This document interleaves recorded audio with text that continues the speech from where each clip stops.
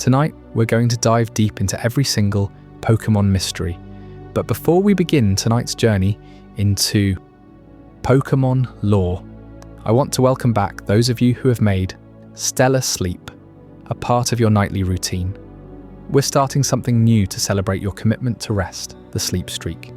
If you're falling asleep with us tonight, comment below with how many days in a row you've joined us. If it's your first night, just comment Day 1, and I'll start keeping track of our community's progress, right there with you. Now back to the video. There is a silence that sits at the very top of Mount Coronet. It is not the quiet of an empty room or the stillness of a forest before a storm. It is an ancient, heavy silence, the kind of silence that feels like it is waiting for something. If you stand there long enough in the digital snow of the Sinnoh region, looking up at the swirling vortex of the spear pillar, you begin to feel a strange disconnect. You remember that you're playing a game designed for children. You are holding a controller or a handheld console, looking at bright colours and cute creatures, but the text on the screen is telling you a story about the end of reality itself. This is the central paradox of the Pokémon world. On the surface, it is a world of adventure, friendship, and collecting. It is a world where 10-year-olds can leave home with nothing but a backpack and a dream, walking safely through tall grass to become champions. It is a utopia of free healthcare, endless energy, and harmony between nature and humanity. But if you stop running toward the next gym badge, if you stop mashing the A button to get through the dialogue, and you actually look at the world around you, a different picture begins to form. You start to notice the ruins, the crumbled remains of civilizations that seem to have been wiped off the map by forces beyond comprehension. You start to read the Pokédex entries, really read them, and you realize they are filled with tales of souls being stolen, children vanishing, and mountains being leveled by angry gods. You begin to question the timeline. Why are there ancient statues of Pokémon that combine different legendary beasts? Why does the technology in this world seem to leap forward and backward at the same time? Why is there a man in a military uniform in the Kanto region talking about a war that nearly destroyed everything, while the rest of the world pretends it never happened? Welcome to the deep end. Tonight, we are not just recounting the plot of the games. We are not just listing fun facts or trivia. We are going to attempt something much more difficult. We're going to try to weave together 25 years of conflicting myths, broken timelines, and localized folklore into one coherent history of the Pokémon universe. We're going to look into the void, from the moment of creation to the end of time, and we are going to try to make sense of the chaos. This is a story that spans thousands of years. It involves entities that exist outside of our understanding of physics. It involves a creator deity that might be a benevolent god, or might be a terrifying, indifferent force of nature. It involves alternate dimensions where gravity does not apply, and parallel timelines created by the actions of human beings who dared to play with powers they did not understand. Get comfortable. Close your eyes if you like. Let the nostalgia wash over you, but keep your mind sharp, because to understand the truth of the Pokémon world, we have to unlearn everything we think we know. We have to go back. Before the leagues, before the towns, before the humans. We have to go back to the nothingness. When we talk about the lore of Pokémon, we are usually talking about fragments.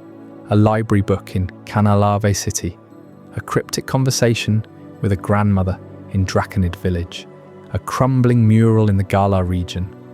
The developers at Game Freak have spent decades building this world, but they built it in pieces. They released the first generation in 1996. A simple story about catching monsters. But as the years went on, with the release of Gold and Silver in 1999, Ruby and Sapphire in 2002, and Diamond and Pearl in 2006, the scope of the world exploded. Suddenly we weren't just dealing with biological oddities, we were dealing with the architects of the universe. And this creates a unique problem for us as lore hunters. The information we have is presented to us by unreliable narrators, the people in the Pokémon world don't actually know the full truth. They have myths, they have legends passed down through oral tradition. The people of Johto worship the rainbow Pokémon, Ho-Oh, as a guardian of life. The people of Sinnoh speak of the original one, Arceus, as the creator of all things. The people of Alola revere the Lightbringer, Necrozma. Are these myths compatible? Can they all be true at the same time? Or are they just different cultural interpretations of the same cosmic events? This is where the mystery lies. It is in the gaps between the stories. It is in the contradictions. Think about the sheer scale of what we are dealing with. We are told that Arceus emerged from an egg in a vortex of nothingness and shaped the universe with its 1,000 arms. We are told that Dialga created time and Palkia created space. These are not just powerful monsters, they are abstract concepts given form. If Dialga's heart stops beating, time itself freezes. If Palkia ceases to exist, space collapses. These are terrifying stakes for a world where children capture these beings in small metal balls. And that brings us to the most unsettling question of all, the relationship between humanity and these gods. Throughout the history of this world, there have been humans who tried to control these forces. Cyrus of Team Galactic, who wanted to erase the universe and start over because he found the human spirit to be incomplete. Lysandra of Team Flare, who wanted to wipe out civilization to preserve the beauty of the world. Getsis of Team Plasma, who wanted to be the only man left with power. These villains are not just cartoon bad guys, they are symptoms of a broken world. They are men who looked at the chaos of the Pokémon universe, the wars, the suffering, the unchecked power of the legendary Pokémon, and decided that the only solution was to burn it all down. In a way, they are the ones who understand the law the best. They know that the world is fragile. They know that a single temper tantrum from Grudge could evaporate the oceans. They know that if Giratina escapes the distortion world, physics, as we know it, will dissolve. But we are getting ahead of ourselves. Before we can understand the villains, and before we can understand the modern Pokémon world, we have to understand the beginning. We have to look at the cosmology. Imagine the void, absolute nothingness. No light, no dark, no time, no space. In this void, there is a single egg. We do not know where it came from. We do not know if there was a universe before this one. All we know is that the egg hatched, and from it came Arceus. This is the first myth, the original story. It is written in the plate as found scattered across Sinnoh. The original one breathed alone before the universe came. It is a lonely image, a god in the dark. But Arceus did not stay alone for long. It created the world, but it did so by splitting itself. It created the creation trio, Dialga, Palkia, and Giratina. Now pause for a moment. Think about the implications of this. In many real-world mythologies, creation is an act of order. God speaks, and there is light. But in the Pokémon world, creation is an act of division. Arceus divides the nothingness into time and space, but it also creates a third thing, antimatter. The reverse side.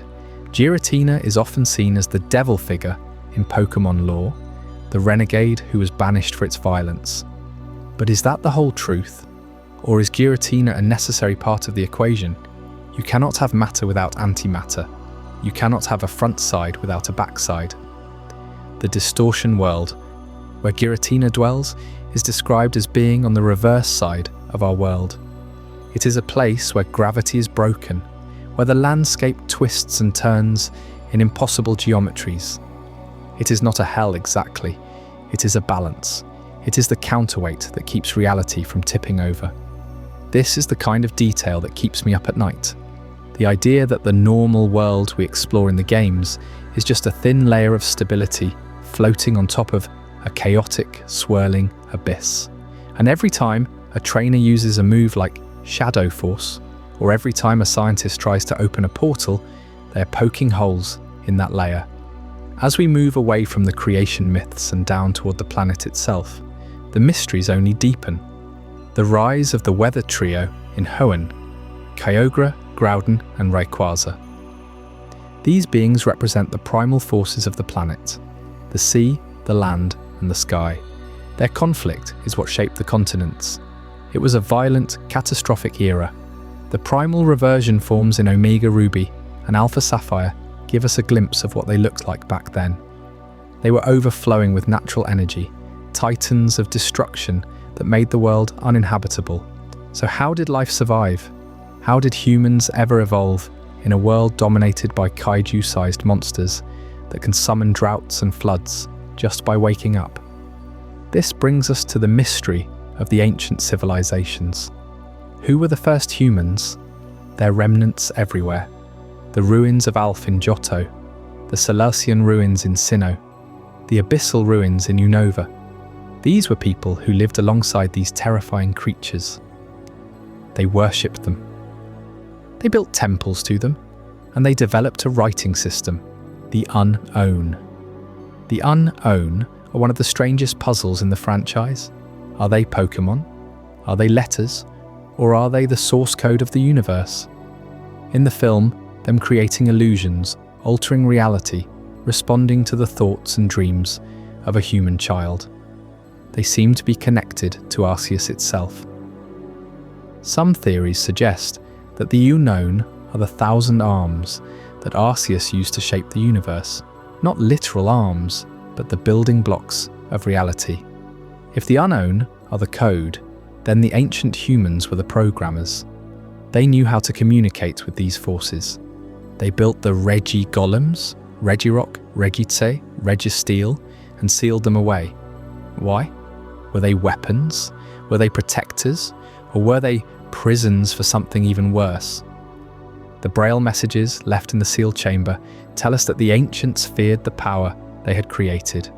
We in this cave have lived. We owe all to the Pokémon, but we sealed the Pokémon away. We feared it. Those with courage, those with hope, open a door. An eternal Pokémon waits. There is a deep sadness in those words, a sense of regret. It implies that the relationship between humans and Pokémon was not always one of friendship. It was one of fear, survival, and containment. And then there is the timeline itself. For years, fans tried to piece together the chronology of the games. Was Red's journey happening at the same time as Brendan's? Did the events of Carlos happen before or after Unova? It was a fun puzzle. But then, with the release of Omega Ruby and Alpha Sapphire, the game threw a wrench into the gears. Zinnia, the Draconid Lawkeeper, suggests that there are distinct timelines. One where Mega Evolution exists, and one where it does not. This changed everything. It meant that the original Game Boy games, Red, Blue, Gold, Silver, might be taking place in a completely different universe than the modern games. It canonized the idea of the multiverse. It explained why the rules of the world seem to change from generation to generation. It's not just gameplay mechanics updating, it is the fabric of reality shifting. And at the center of this multiverse concept is the Ultra Wormholes. In the Alola region, tiers in the sky that lead to other dimensions. The Ultra Beasts, creatures that are technically Pokémon, but feel alien. They are invasive species from other worlds. Buzzwole, Pheromosa, Nihiligo, they don't belong here. Their very presence distorts the energy of the world. This recontextualizes everything. If the Ultra Wormholes connect different dimensions, then are the ghost Pokémon actually spirits of the dead, or are they entities from another plane of existence? Is the Distortion World just one of many alternate dimensions? We also have to talk about the Great War. It is the elephant in the room of the Kanto region. In the original games, Latit Surge tells us, "Electric Pokémon saved me during the war." He is an American soldier. He has a military title. But who was fighting, and who won? Look at the demographics of the Kanto region in Generation 1. There are very few adult men. Most of the people you meet are children, elderly people, or women. The gym leaders are mostly young or eccentric. There is a sense of a society that is rebuilding. A society that has lost a generation. Was this a war between nations? Or was it a war between humans and Pokémon? The existence of weapons in the Pokémon world is a dark rabbit hole. We know they exist. The ultimate weapon in Kalos, built by AZ 3,000 years ago, was a machine fueled by the life force of Pokémon. It was used to end a war, but at a terrible cost. It granted AZ eternal life, but it left him a wandering husk, searching for his lost Floette. This weapon created the Megastones. It irradiated the world with infinity energy. This connects the dots between magic and science. In the Pokémon world, they are the same thing. Infinity energy is the life force of Pokémon. It is what Devon Corporation uses to power rockets. It is what allows Pokémon to evolve. It is the soul. And humanity has been harvesting it, weaponizing it, and commercializing it for millennia. So when you look at a Pokéball, what do you see? It is a marvel of engineering. It can convert a living creature into energy and store it in a pocket-sized device. But where did this technology come from? In the early prototypes, wooden balls that release steam. That capturing Pokémon is a terrifying act. You're taking a wild, dangerous creature and binding it to your will. The modern Pokéball is sleek, clean and sanitized. It hides the violence of the act. It makes it feel like a game, but the underlying mechanic is still the same. It is domination. It is control. And this brings us back to the central theme of our deep dive, the struggle for order in a chaotic universe. Every region has its own version of this struggle. In Unova, the debate is about truth versus ideals. Is it better to accept the harsh reality of the world, or to strive for a better, perhaps impossible, future? In Alola, it is about tradition versus progress. In Galar, it is about preventing a future energy crisis, a darkest day, even if it means waking a slumbering horror today. As we journey through this video, we're going to visit each of these regions. We're going to examine their specific myths, their unique tragedies, and their contributions to the grand tapestry of lore. We're going to look at the biology of Pokémon, how they evolve, how they breed, and what the deal is with Ditto. We're going to look at the geography, how the regions connect, and where the mysterious uncharted lands might be. We will talk about the ghost girls. You know the ones, the shimmering figures that appear in elevators and hotel rooms, speak a few cryptic words, and vanish. No, you're not the one, they say. Who are they looking for? Are they glitches in the game code, or glitches in the matrix of the Pokémon world? We will talk about the Lavender Town Syndrome, not the internet creepypasta, but the actual in-game lore of the Pokémon Tower. The Marowak ghost, the rockets killing a mother Pokémon. It is one of the few times the games explicitly show us death. It forces us to confront the mortality of these creatures we treat as pets. And we will talk about the player character. You, the silent protagonist. Why are you so special? Why does Arceus choose you? Why do legendary Pokémon, who have slumbered for eons, decide to wake up when you walk by? Are you just a lucky kid? Or are you an agent of destiny? The player is literally plucked from the modern timeline and dropped into the past by God himself. This implies that the protagonist is not just an observer, but an active tool of the cosmos. You are the antibody sent to fix the infection in the timeline. The deeper you go, the more you realize that the Pokémon world is a post-apocalyptic setting disguised as a paradise. It is a world that has been destroyed and rebuilt multiple times. The meteor that hit Hoenn, the ultimate weapon in Kalos, the darkest day in Galar, the zero area in Paldea. These are all scars. The world is covered in scars, but it is also a world of immense hope. Because despite the cosmic horrors, despite the indifference of the gods, despite the wars and the weapons, the core of the world is the bond between human and Pokémon. It is the one thing that seems to keep the darkness at bay. When a trainer and a Pokémon work together, they can defy the laws of physics. They can surpass the power of the gods.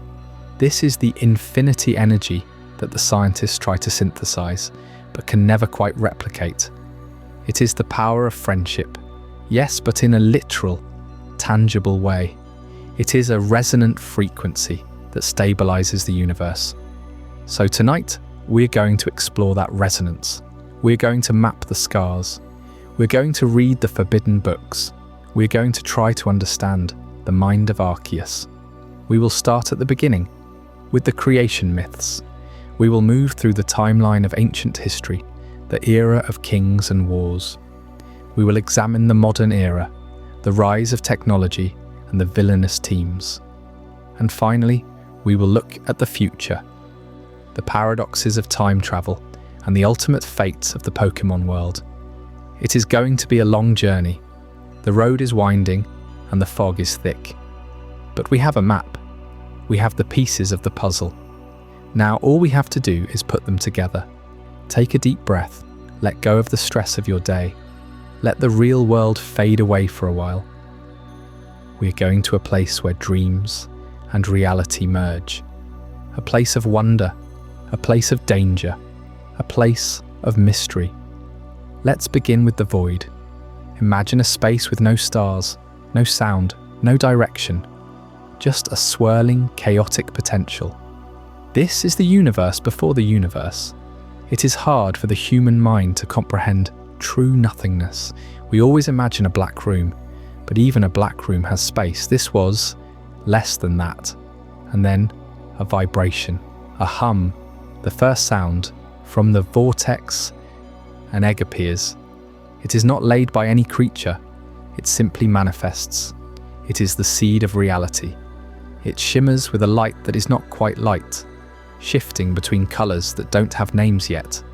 The egg cracks, and Arceus is born. In the games, Arceus is a white quadrupedal creature with a golden wheel around its waist. It looks majestic, but also slightly alien. It doesn't look like an animal you would find in a zoo. It looks like an idol, a statue brought to life. When it opens its eyes, the universe begins. The lore tells us that Arceus used its 1,000 arms to shape the world, but we never see these arms. This is likely a metaphor. The arms are the unknown, or the fundamental laws of physics, or perhaps the threads of fate itself.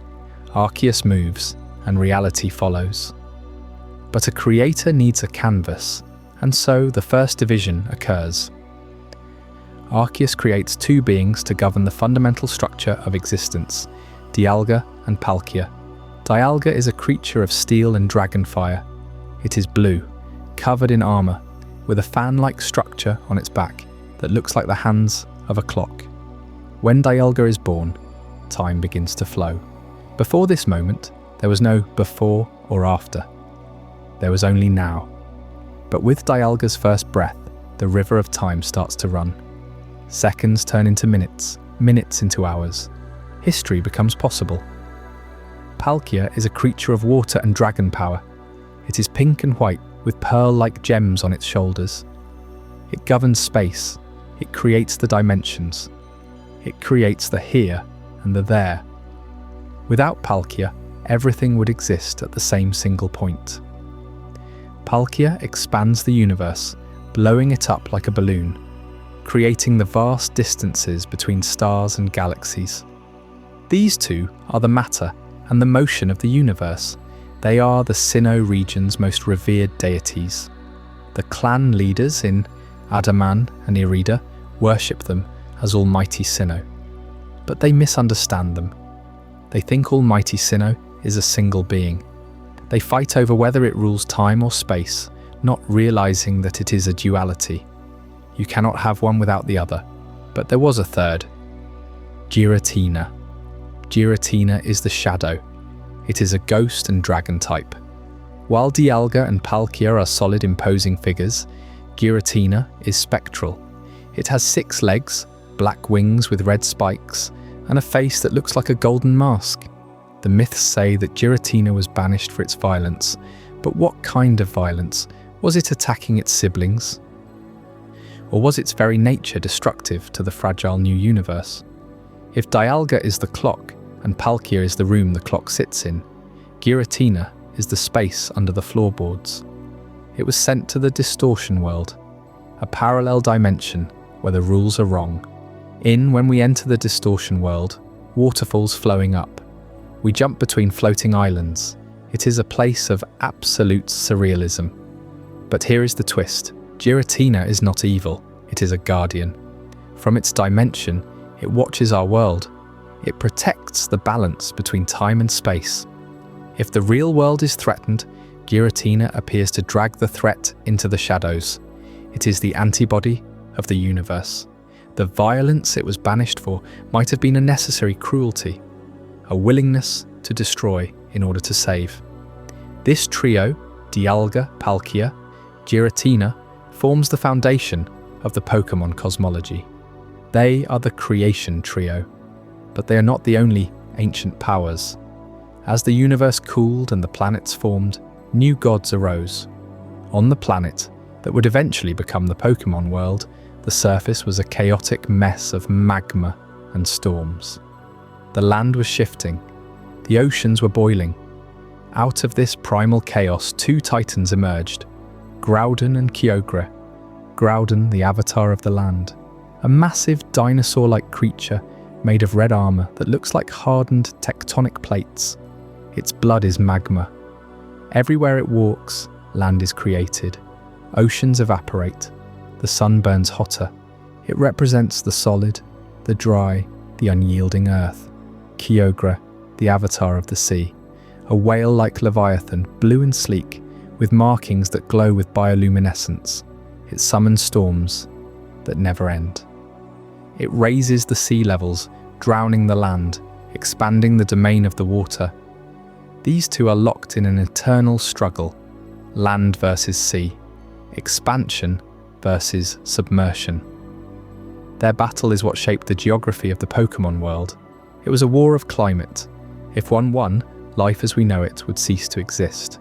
If Groudon won, the world would become a barren desert.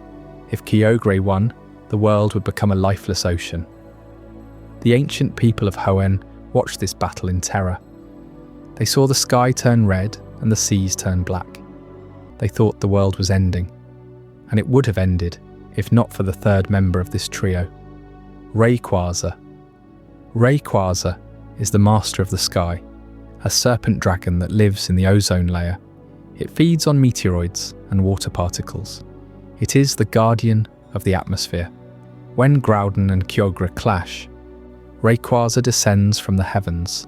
Its ability is airlock. It simply negates the weather. It screams and the storms vanish. It screams and the sun cools. Rayquaza is the balance. It is the mediator. It forces the land and the sea to sleep.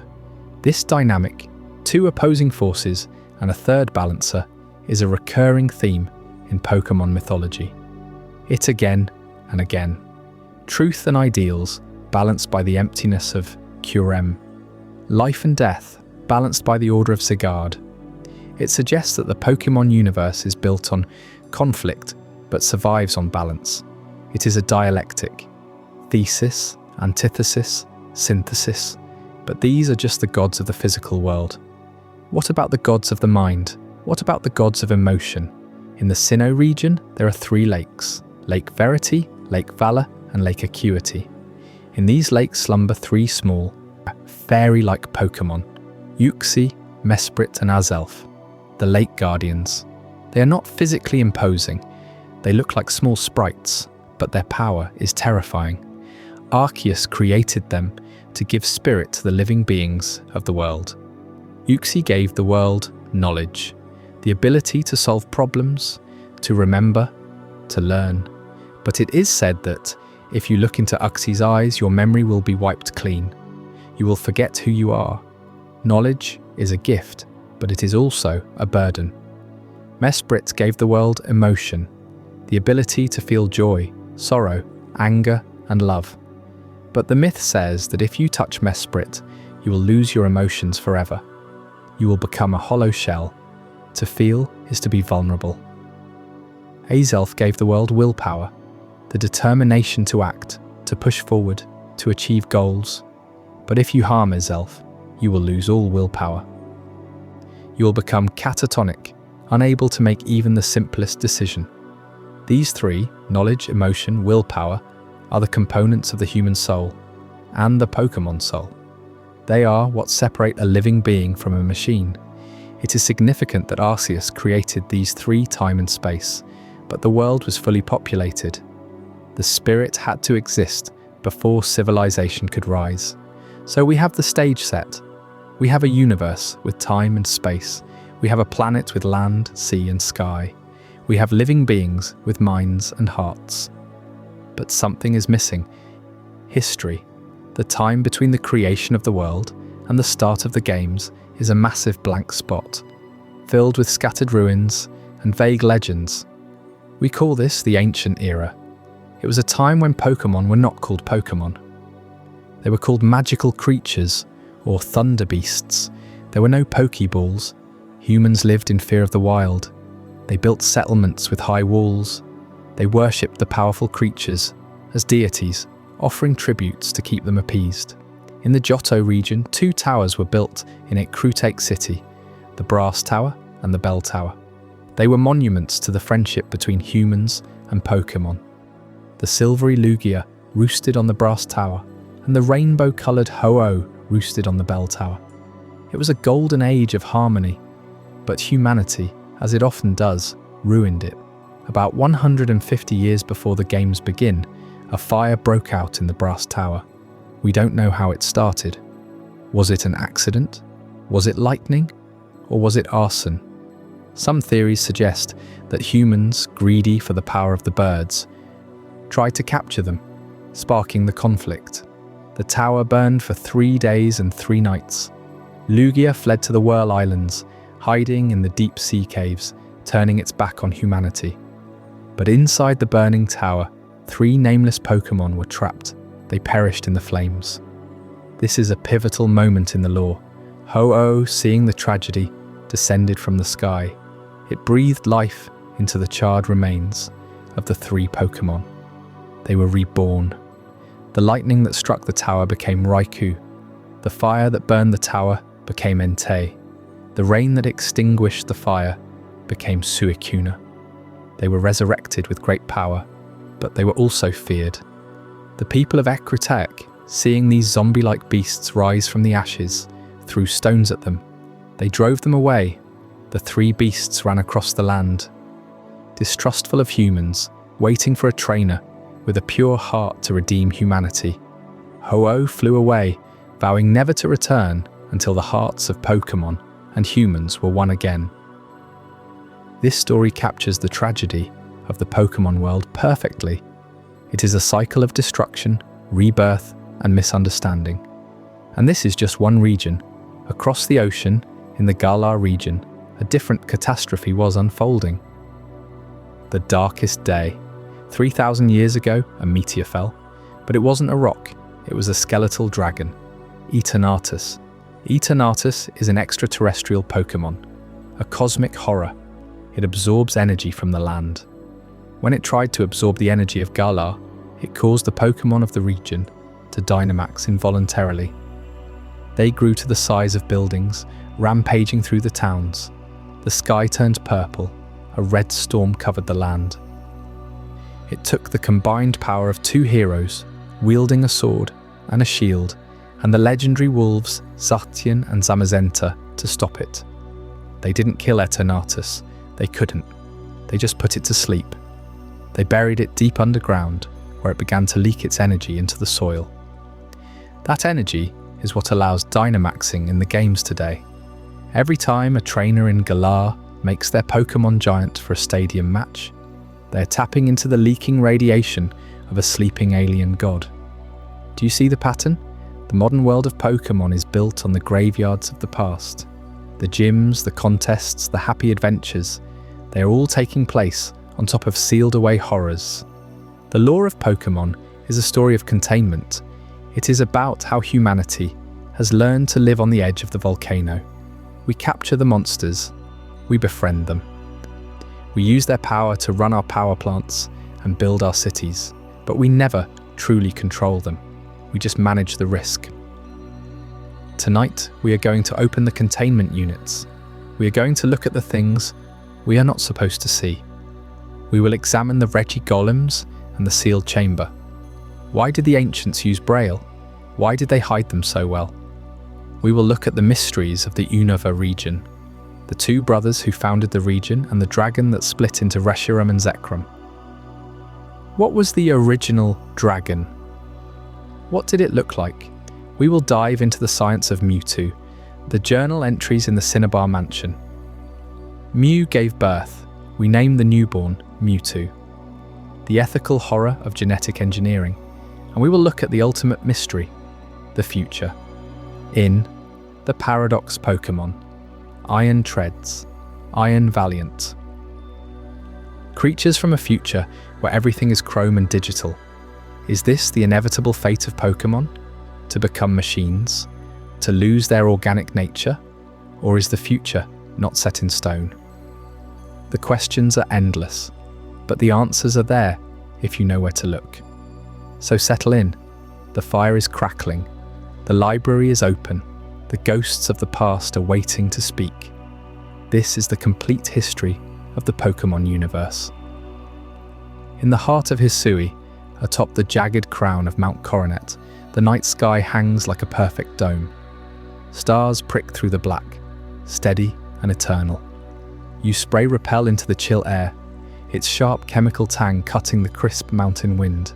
Your flashlight beam sweeps the stone platform, catching flecks of quartz that sparkle like distant Pokémon eyes.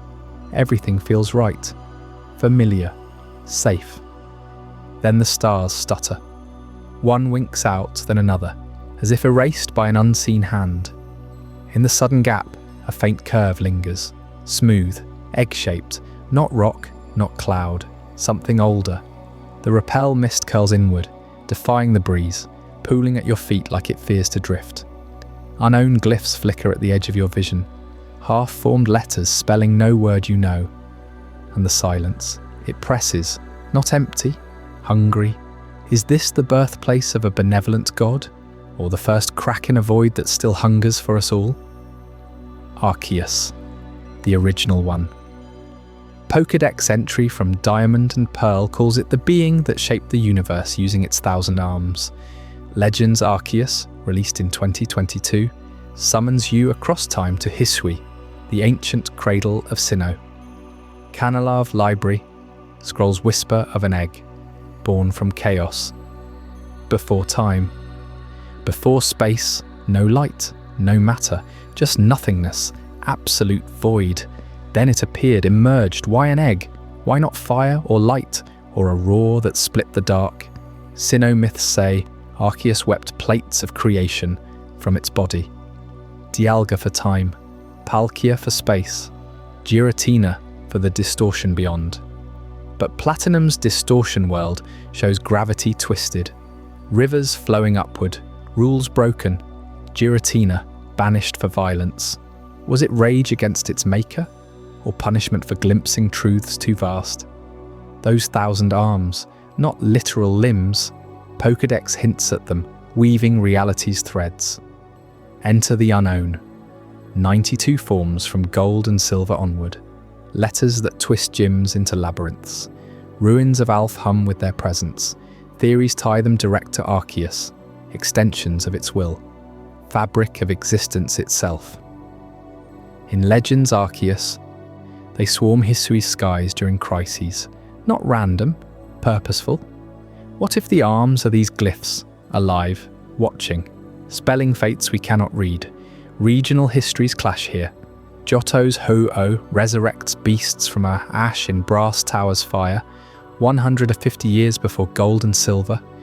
Hoenn's Kyogre and Groudon clash in primal fury, seas boiling, lands cracking. Kalos Xerneas bleeds life eternal. Galar's Eternatus crashes from stars, birthing Dynamax from alien cores. Each myth claims origin. Arceus supreme, or just Sinnoh's tale? Games leave it vague. No hierarchy, no reconciliation. Cyrus in Platinum seeks to unmake it all, remaking time and space his way.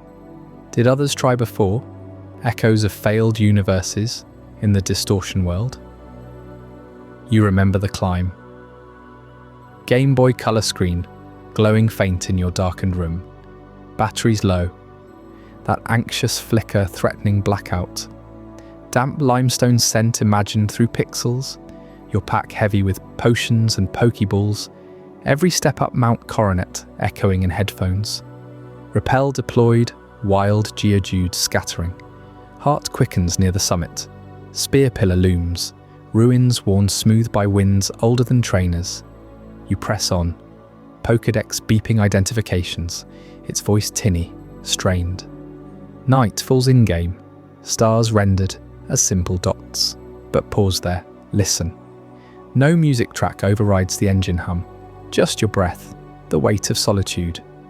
In Legends Arceus, Hisui's wilds press closer. Noble Pokémon rampage, skies tear open. Arceus calls not with words, a pulse in your soul. You feel it, don't you?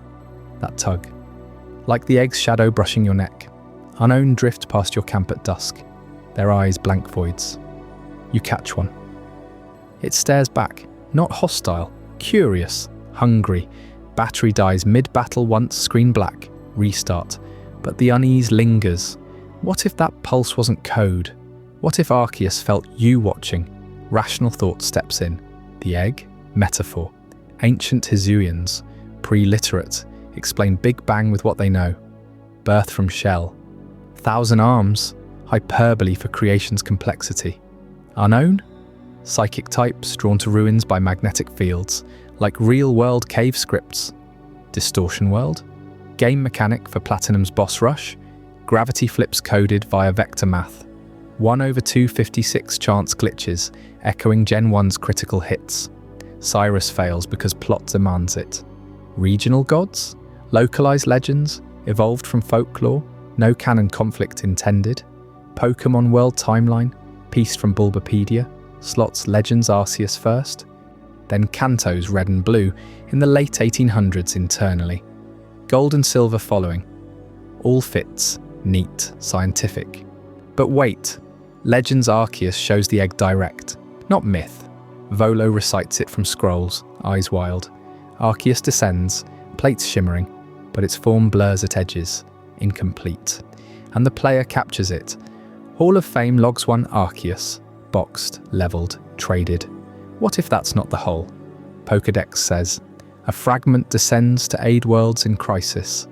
Sinnoh-myths hint multiples, clones, avatars. The true original one stays in the void. Arms spanning infinities, unknown its eyes. Capture glitches persist. Shiny locks fail sometimes. 1/4096 odds, bend. Distortion world leaks in legends. Tears in sky during red sky events. Rational code breaks. Volo, obsessed, channels something older. Giratina growls from shadows, hungry.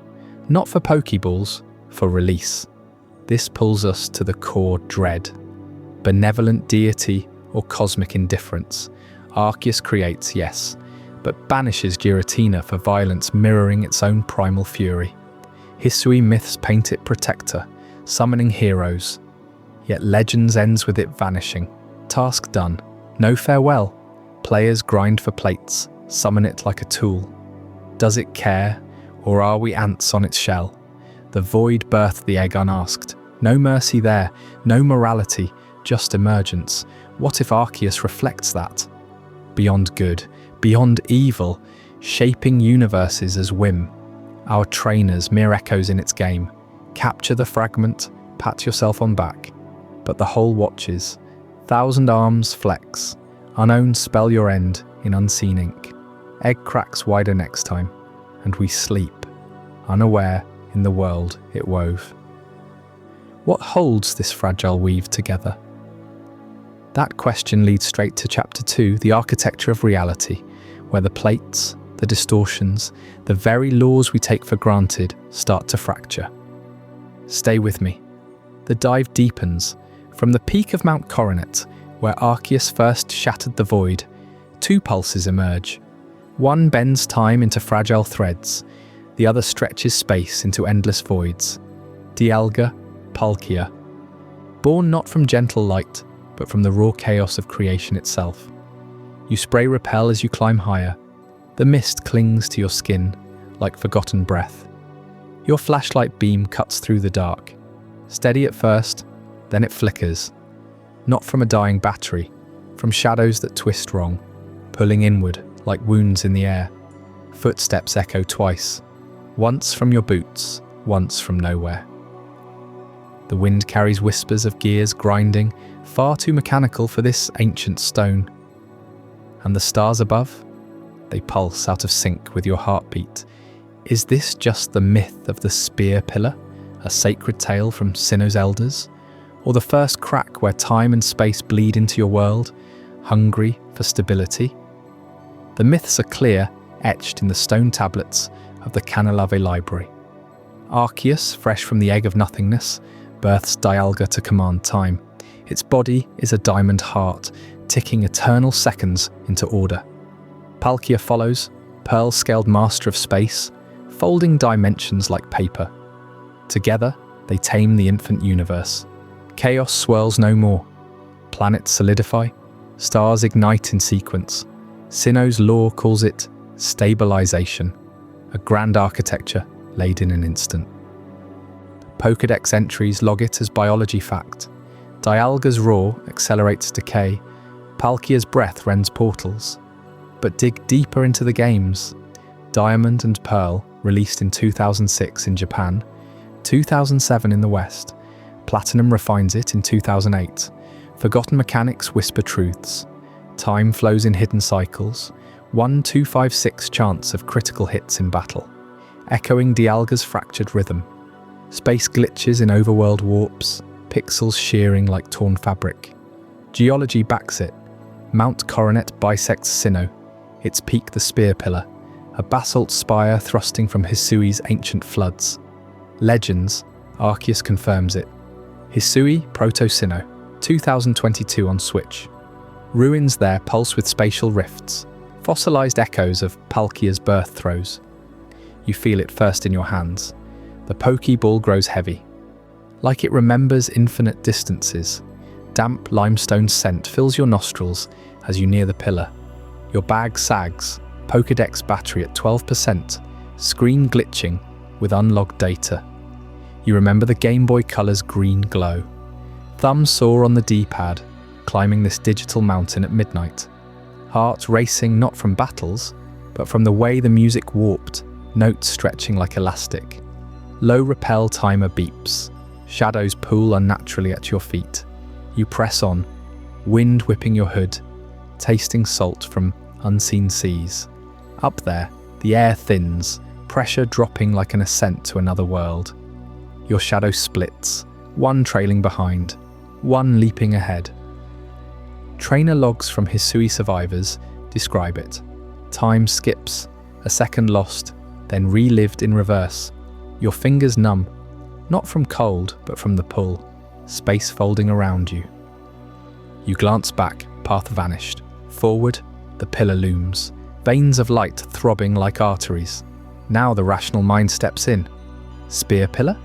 Just tectonic anomaly. Mount Coronet formed from volcanic uplift, Sinnoh's plate crashing into ancient continents. Dimensions bleeding? Optical illusion from magnetic fields, fooling your inner ear. Dialga and Palkia, evolutionary apex predators, bioluminescent organs mimicking control. Red chain? A relic alloy, perhaps orichalcum from Hisui mines, binding Pokémon via electromagnetic induction, like a supercharged Pokeball. Cyrus forged it in platinum to chain the trio, reshaping reality. Science explains quantum entanglement on a macro scale. But wait, the chain glows crimson without power source. It doesn't bind through fields, it enslaves essence. Dialga's plates crack under it. Time fracturing into loops only the chained obey. Palkia writhes, space imploding into singularities that swallow light. No metal does that. No field holds gods. And the pillar. Scans show no faults. just a perfect pillar, anchoring rifts that predate rock. One inscription half erased, chains birth from creation's fear. Why craft such architects? Arceus, the original one, summons Dialga and Palkia, knowing their power unravels all.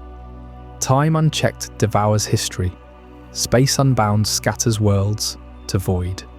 The red chain proves it, humanity's grasp on infinity, terrifying in fragility, enslaving creation itself. One thread, forged in hubris, topples the frame. Is this benevolence, or architecture demanding conflict for balance? Gods as counterweights, forever clashing to hold the chaos at bay. Stability through eternal war. Dialga ticks forward, Palkia pulls apart. Together, they weave reality's fragile web. But what if one phrase, what lurks in the tear? That tear leads somewhere darker, a realm of inverted gravity and shattered laws, home to the banished sovereign of distortion. What violence earned exile from this delicate order? You climb the final steps of the spear pillar. The wind here carries the faint chime of distant temple bells from Celestic Town. Stars wheel overhead in perfect, predictable arcs. Dialga's time holding steady. Palkia's space unyielding. But then you notice it. The shadows on the stone pillars do not match the moonlight. They stretch inward, toward the center, as if pulled by an invisible drain. Your repel spray leaves a residue that evaporates too slowly, hanging like fog in the air. And beneath your feet, the ground pulses faintly, not with earthquake rhythm, but with something alive, breathing. A low distortion hums in your ears, like static from a broken radio. Is Giratina truly the monster cast out for its savagery, or the guardian we banished at our peril?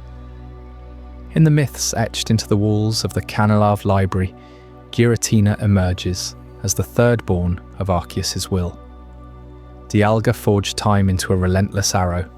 Palkia stretched space into vast, stable sheets. But Giratina embodied distortion. Its form, a spectral dragon cloaked in shadow and steel, twisted reality itself. The Sinnoh legends speak of its violence plainly. It rampaged across the newborn world, shattering mountains with a glance, unraveling rivers into voids.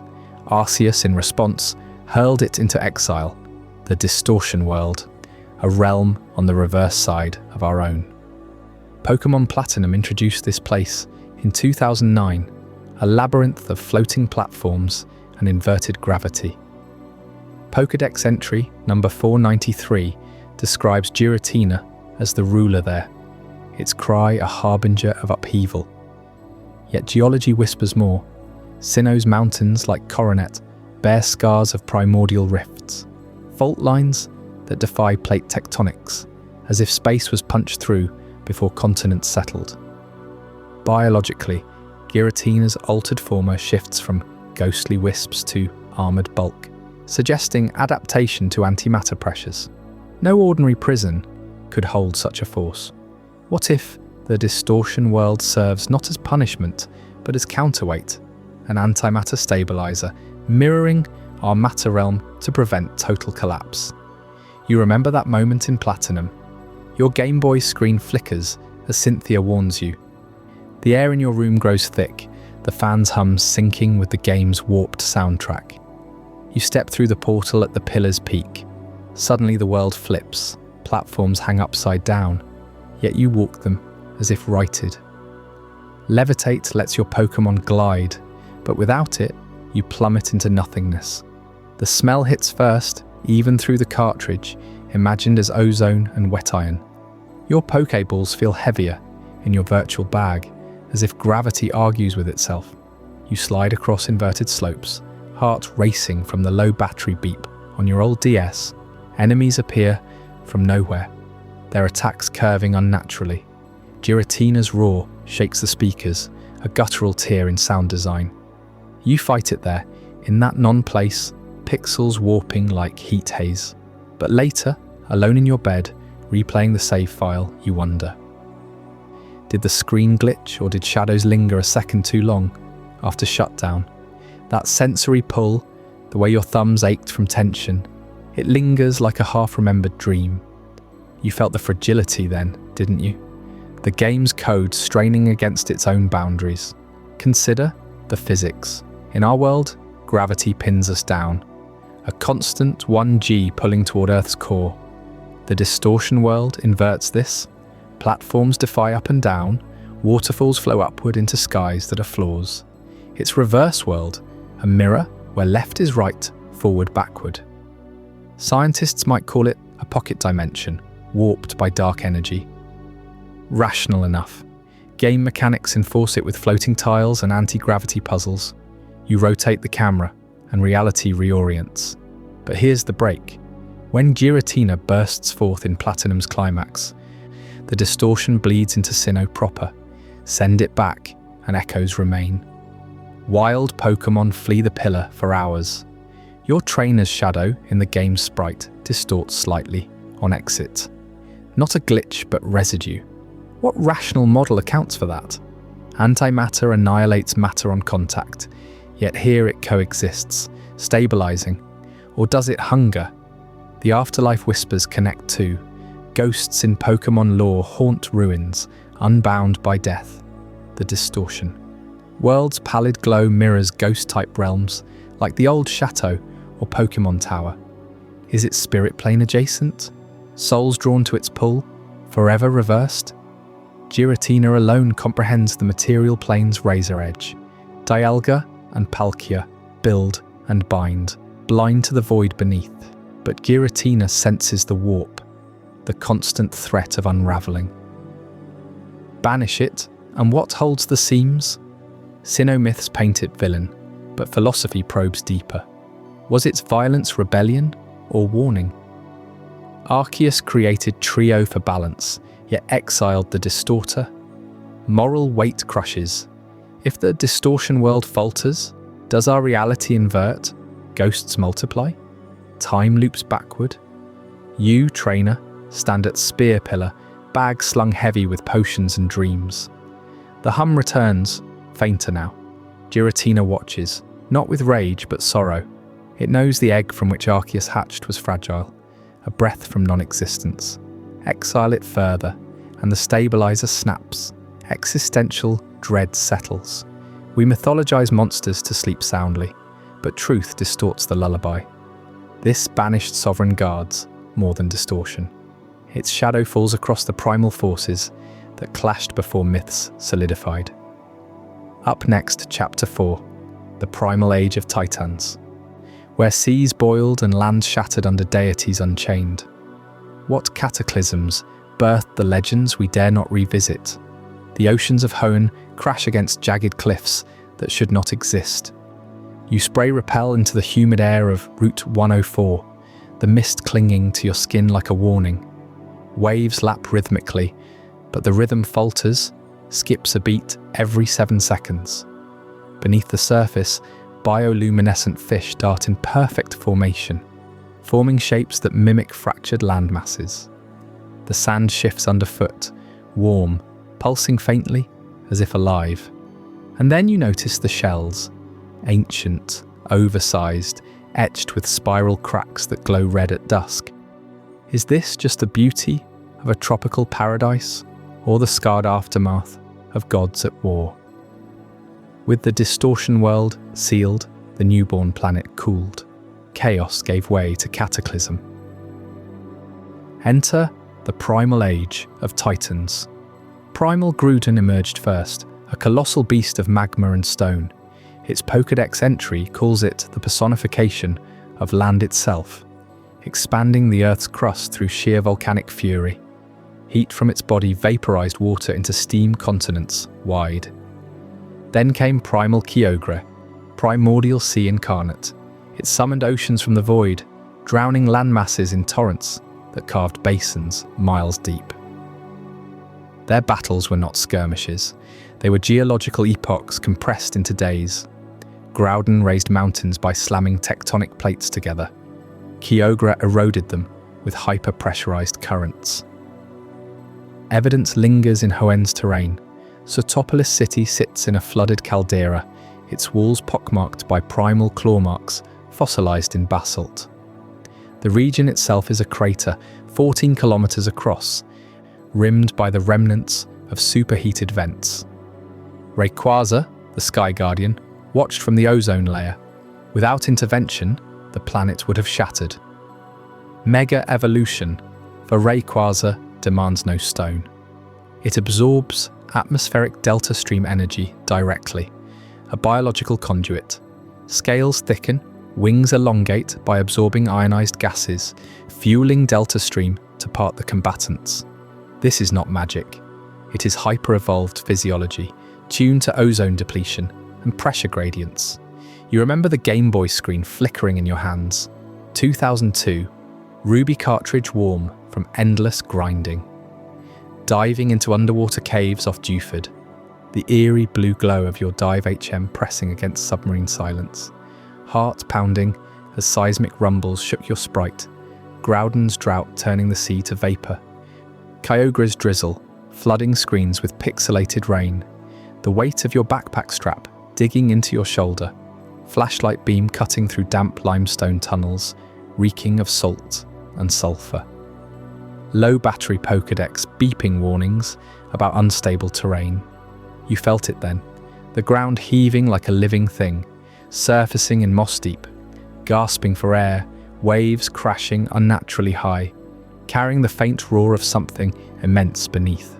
Those battles were not scripted events. They echoed in every earthquake during your playthrough, every random cave-in trapping you in Viridian Forest vibes, but scaled to apocalypse. The anxiety of a full party wiped by a stray magnitude. Nostalgia hits now, but twist it. Those rumbles were not glitches, they were memories bleeding through. Consider the energy math. Moving a continent requires 10 to the 18th power joules, equivalent to 1 billion hydrogen bombs. Primal Groudon managed it routinely. Rational explanation. These titans harness geothermal convection, amplifying plate tectonics via bioluminescent catalysts in their primal orbs. Primitive Pokémon, yes, but rooted in real geology. The orbs store infinity energy, the planet's life force, funneled through magma plumes and hydrothermal vents. Human corporations later tapped this in Kalos, bottling it for weapons. But wait. Fossil records in Hoenn-Simoville show symmetrical claw gouges on both land and seabed formations, timed to the exact millisecond via embedded crystal chronometers. Not natural drift, deliberate strikes. The orbs did not evolve randomly. They pulse with synchronized frequencies, matching Rayquaza's delta stream. Who calibrated them? The rational model cracks. This leaves us with the dilemma. These titans did not battle for territory. They embodied expansion and contraction, primal forces locked in eternal opposition. Groudon birthed land to cradle life. Kyogre forged seas to nurture it. Rayquaza enforced balance from above, yet the cost scarred the planet forever. Hoenn thrives in the crater, Pokémon adapting to irradiated soils, trainers harvesting that same infinity energy for Pokeballs and EVs. But what moral hides here? Is life energy a gift, endlessly renewable, or a finite resource drained by God Wars? Corporations like those in Lissandra's circle knew. They mined it, weaponized it, risking another primal clash. Rayquaza's megaform hints at desperation, a failsafe evolved not by nature, but necessity. If titans can reshape worlds, what stops them from awakening again? The philosophy chills, progress built on apocalypse, balance maintained by violence, and as continents settled into their scars, something else stirred beneath. Ancient guardians, locked in stone, dreaming of drift. That story unfolds next, in the Ragi myths and continental drift. What colossal engines powered their migration? Long after Rayquaza imposed its uneasy truce on the primal seas and lands, the world began to take shape. Not through fire or flood, but through deliberate, colossal labour. Regigigas, the towering Colossus, stands accused. It towed the continents into their current positions, hauling them with ropes of unbreakable stone. That is the myth etched into Sinnoh's temples. But myths do not move mountains. Or do they? You switch on your flashlight in the dim corridors of Island Cave. The air hangs cool and still, laced with the faint salt of ancient seawater. Your rappel hisses softly, keeping the Zubat at bay. Footsteps echo just right, crunching over loose gravel. The walls feel solid, reassuring. Then you notice it. The Braille inscriptions glow faintly, unprompted, as if breathing. A shadow stretches too long across the floor, mimicking a massive hand with 5 fingers. And in the corner, a single rope fibre, thick as your arm, dangles from the ceiling, frayed but pristine. No drafts here, no animals to chew it. Was this cave built to hold something back, or to warn us away from what it once dragged across the ocean floor? Turn to the Pokédex entries, those clinical field notes from professors long gone. Regigigas, it says, awakened 300 years ago in Sinnoh's Snowpoint Temple. Sluggish until stimulated by special items. But dig deeper. Hoenn's Island Cave holds Regiti, encased in pure ice that defies melting, even in tropical heat. Desert ruins cradle Regirock, its body a mosaic of boulders that shift like living muscle. Ancient tomb guards Registeel, forged from a metal unknown to modern smelters, unyielding to drills or dynamite. Each sealed behind Braille puzzles, scripts from a language predating known alphabets. Now consider the geology. Hoenn's islands scatter across what was once Gondwana's fringe, supercontinent fragments. Sinnoh mirrors Baltica's ancient core. Unova evokes Laurentia.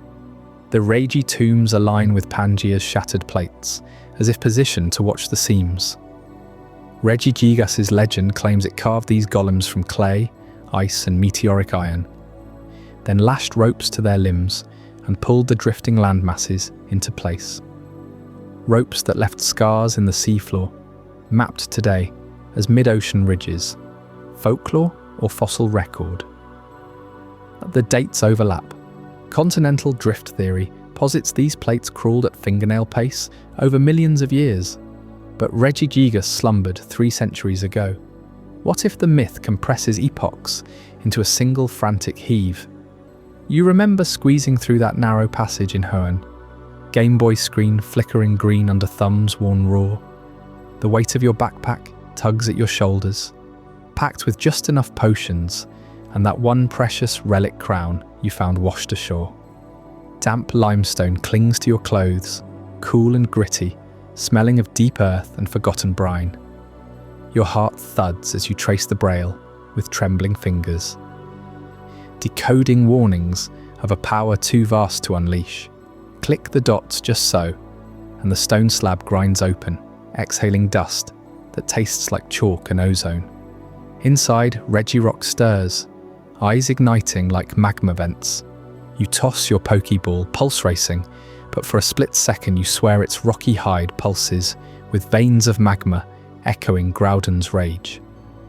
Far north in Sinnoh, Snowpoint's chill bites deeper than any blizzard. Flashlight beam dances over hoarfrost walls, your breath fogging the lens. The temple's air presses heavy, like wading through slush. Regigigas looms dormant, ropes coiled at its feet, frayed ends trailing into cracks that whisper of continents grinding past. You feel small, exposed, the low battery beep on your Pokédex, the only sound, besides your own ragged breaths. These are not just battles. They are echoes of labour that reshaped your world. Now the rational lens, ancient humans, awed by geological upheavals, personified plate tectonics as a god towing lands with ropes. Simple projection, like explaining earthquakes as giants wrestling underground. The Braille, primitive security locks, evolved from tribal markings to deter tomb raiders. Sealing the Regi in separate chambers across oceans makes sense for a seafaring culture dispersing knowledge. Regidrago and Regilaki in Gala's Crown Tundra, artificial constructs perhaps, mimicking the originals with dragon energy and electric coils, but flawed experiments by Colossian alchemists or Galarian industrialists, tapping Eternatus residue, neatly explained, until you spot the break. Those ropes in the myths? Pokémon Ruby Sapphire described them explicitly, woven from Regirock's own stone hairs. Seismic surveys off Hoenn detect anomalous trenches, too straight, too recent, matching rope drags, at depths no tectonic model predicts. And the seals. Why Braille only for Regitombs? No other ruins use it. Tests on Registeel's alloy reveal isotopes from meteorites predating the planet's crust, as if harvested pre-drift. Galar's pair, their cylinders bear half-finished engravings, runes cut off mid-stroke, as if Regigigas fled an interruption. Drago's fangs incomplete, Aleki's coils sparking erratically. Who stopped the work? And why scatter the warnings across drifting plates, unless the golems themselves demanded exile? This leaves us with the weight. Imagine the terror of those ancients. They worshipped Regigigas as creator until its labour cracked the world. Earthquakes as punishment for slack ropes, tsunamis from loosened knots. The titans, once servants, grew willful, their steps shattering cities. So humans sealed them, not in malice, but mercy, or self-preservation. Distinct chambers, one per continent, to prevent reunion. Braille as screams in stone, a final plea. Do not wake what towed your home into place. For if Regigigas stirs fully, ropes in hand, will it realign the lands, or unravel them? These myths bridge folklore and fault lines, but the dilemma endures. Were the Regi saviours or shackled threats? Divine builders or continental wreckers? The seals hold answers, or perhaps the questions we dare not ask. And as we ponder those frayed ropes trailing into Sinnoh's ice, they lead us toward another ruin scarred by human fear and fire. The tragedy of the burned tower awaits, where resurrection twisted into something far darker. In the heart of Ecruteak City, the brass tower stands tall against a golden sunset. Bells chime softly from the bell tower nearby. You spray repel as shadows lengthen, but the air carries a faint char. Ash flecks drift on a breeze with no source. The tower's stones feel warm under your fingers, like embers banked for centuries. Footprints in the dust lead upward, but no one climbs down. Was this tower built to honour life, or to contain a fire that never truly died? Long before trainers chased badges across Johto, Ecruteak thrived as a crossroads of ancient power. Two towers pierced the sky. The brass tower, gleaming and proud, housed sacred Pokémon drawn to its light.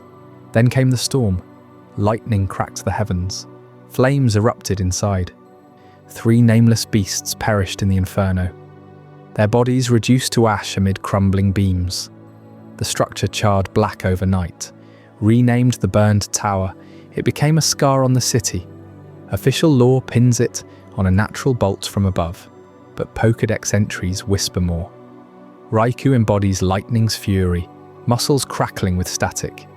Entei commands volcanic fire, mane blazing without fuel. Suicune purifies tainted waters, crystals shimmering like fresh rain. These are no ordinary legendaries. They roam as a spectral trio, unbound by capture. You remember arriving in Ecruteak on your Game Boy screen. The music swells, mysterious flutes over steady drums. Dance theatre first, kimono girls gliding in silk. Then the night of the shooting star. But the towers pull you. Bell Tower gleams white, Ho-Oh's perch. Brass Tower looms dark. Entrance yawning like a wound. You step inside. Flashlight beam cuts the gloom. Damp stone reeks of soot and mould. Your bag weighs heavy with potions and revives.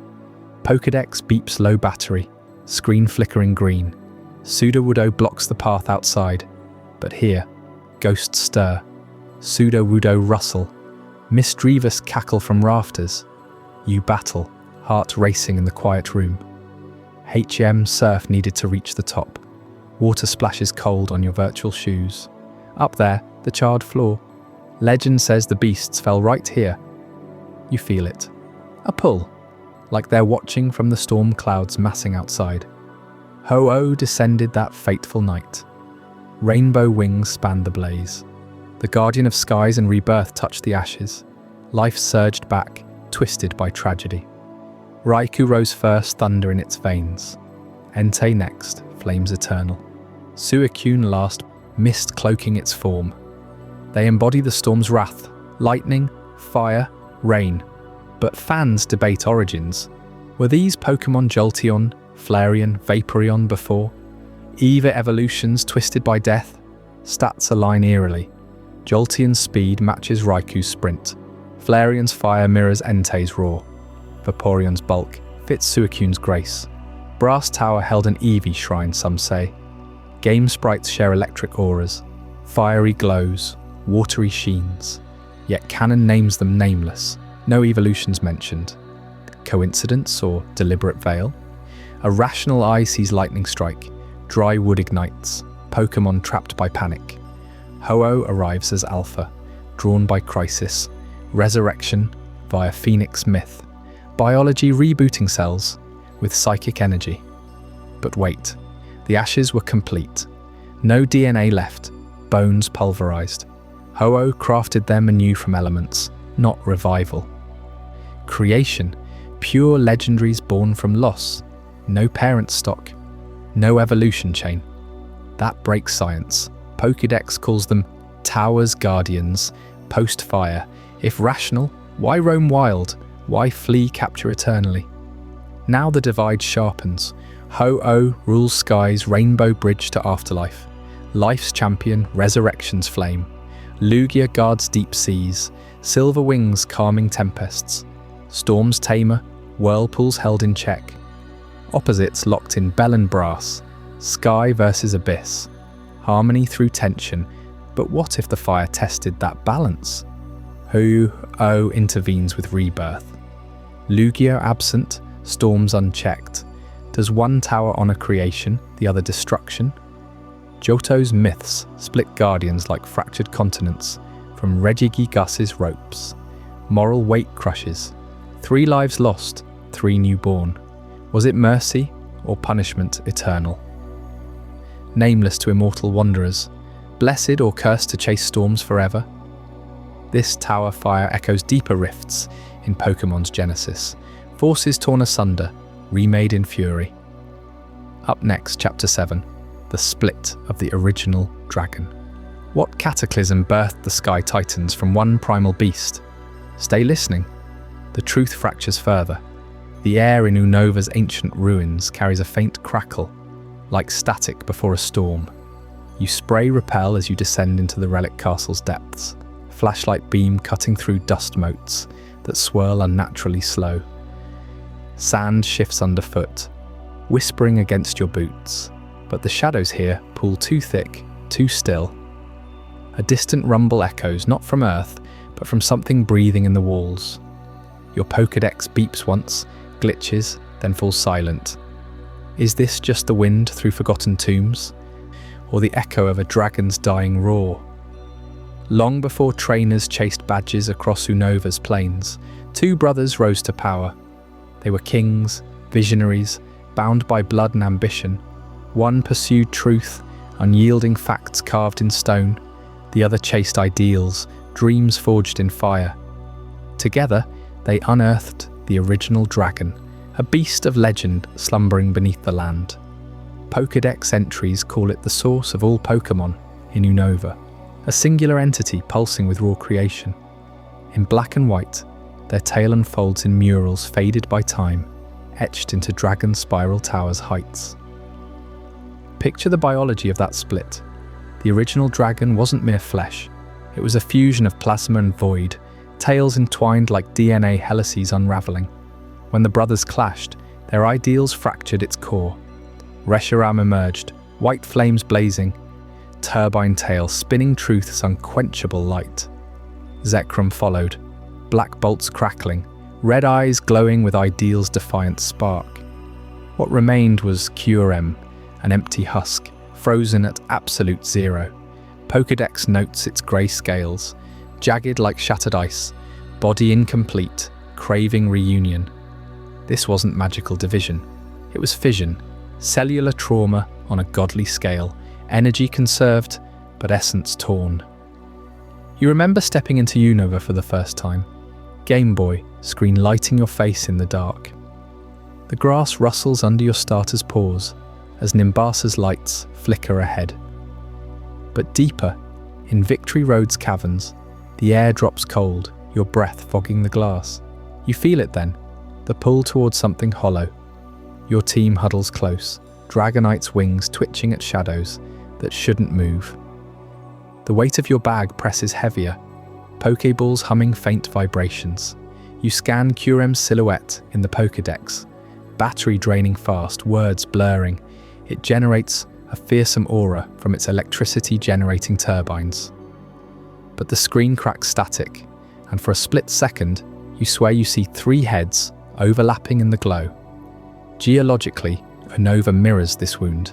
Its landmasses split like continental drift accelerated, rivers carving paths where the dragon's blood once flowed.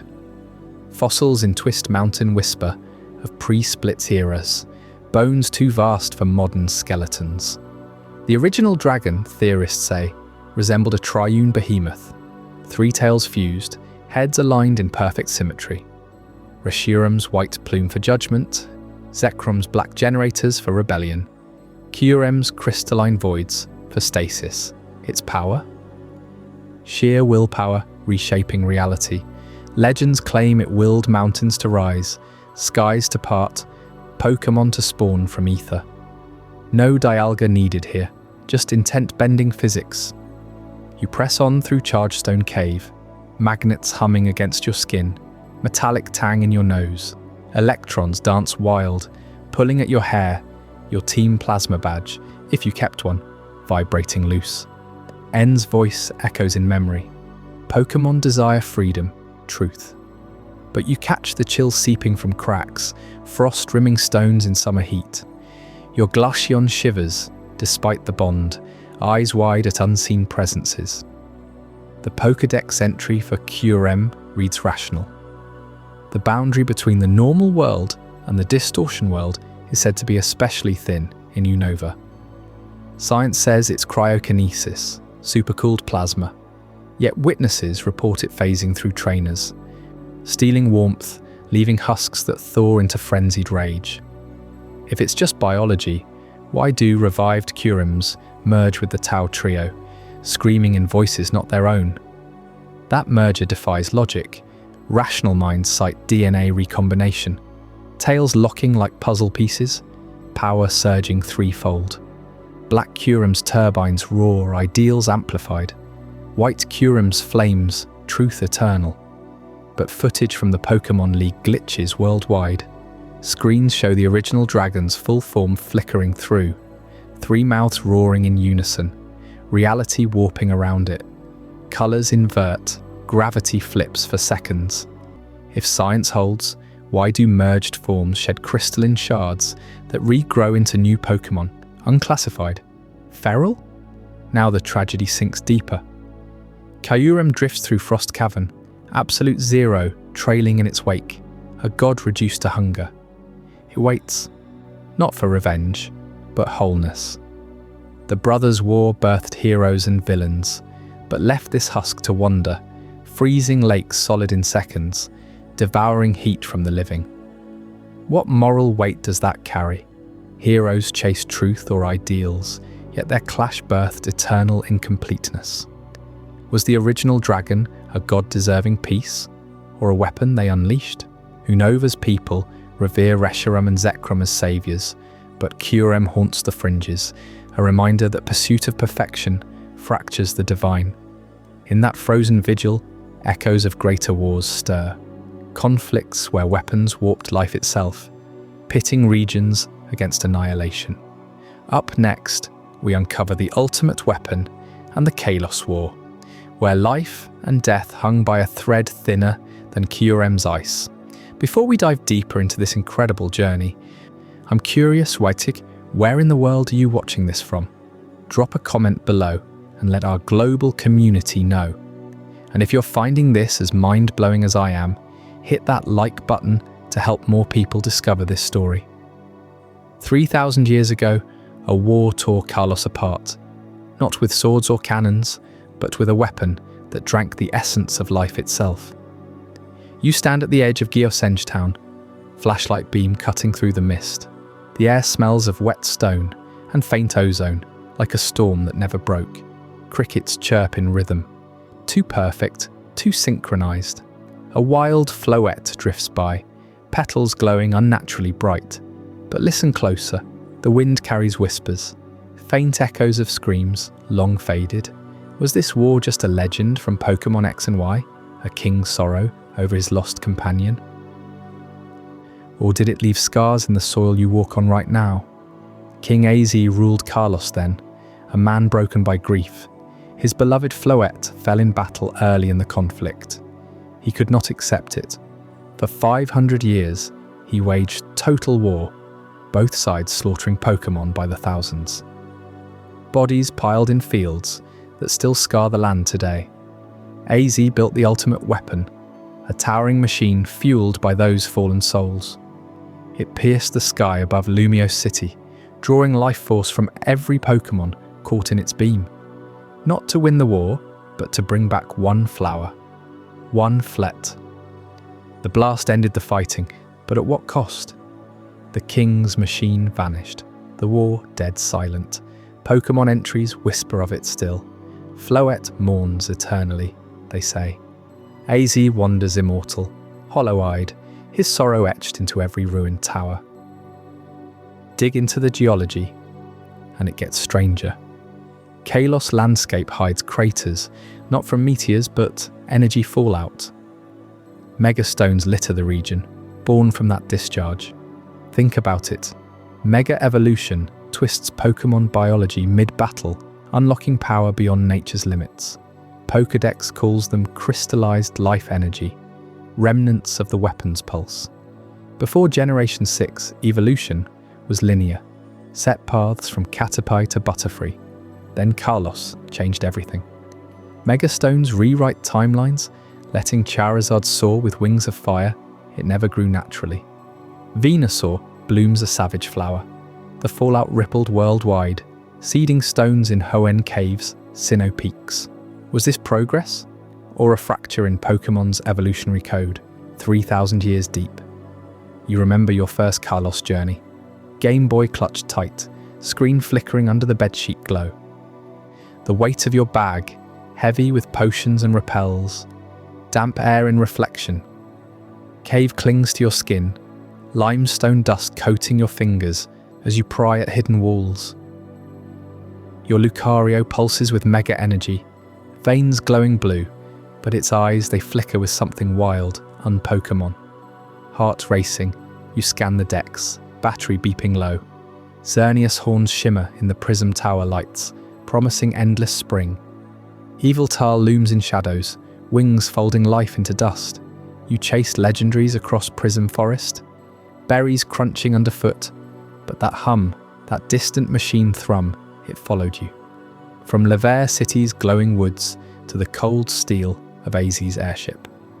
Every trainer felt it, that pull toward Geosenge, where the Earth still remembers. Now the rational side. Megastones as geological anomalies make sense. Volcanic pressure, rare minerals bonded with Pokémon aura during the blast. Scientists in Lumiose labs chart it, trace isotopes matching the weapons era. Life force condenses, harmless crystals, until a keystone activates them. Clean explanation fits the Pokédex notes, but then you find one in the wild, unbonded. Touch it without a keystone. Your skin tingles, visions flash, not yours. A Floette wilting in Az's arms, thousands of shadows draining into light. The stone cracks, releasing spores that don't dissolve, they burrow. Pokeballs nearby glitch, levels dropping unprovoked.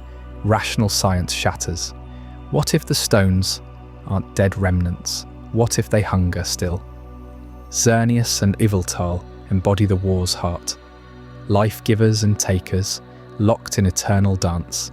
Xerneas floods the world with vitality, eternal forests blooming in its wake.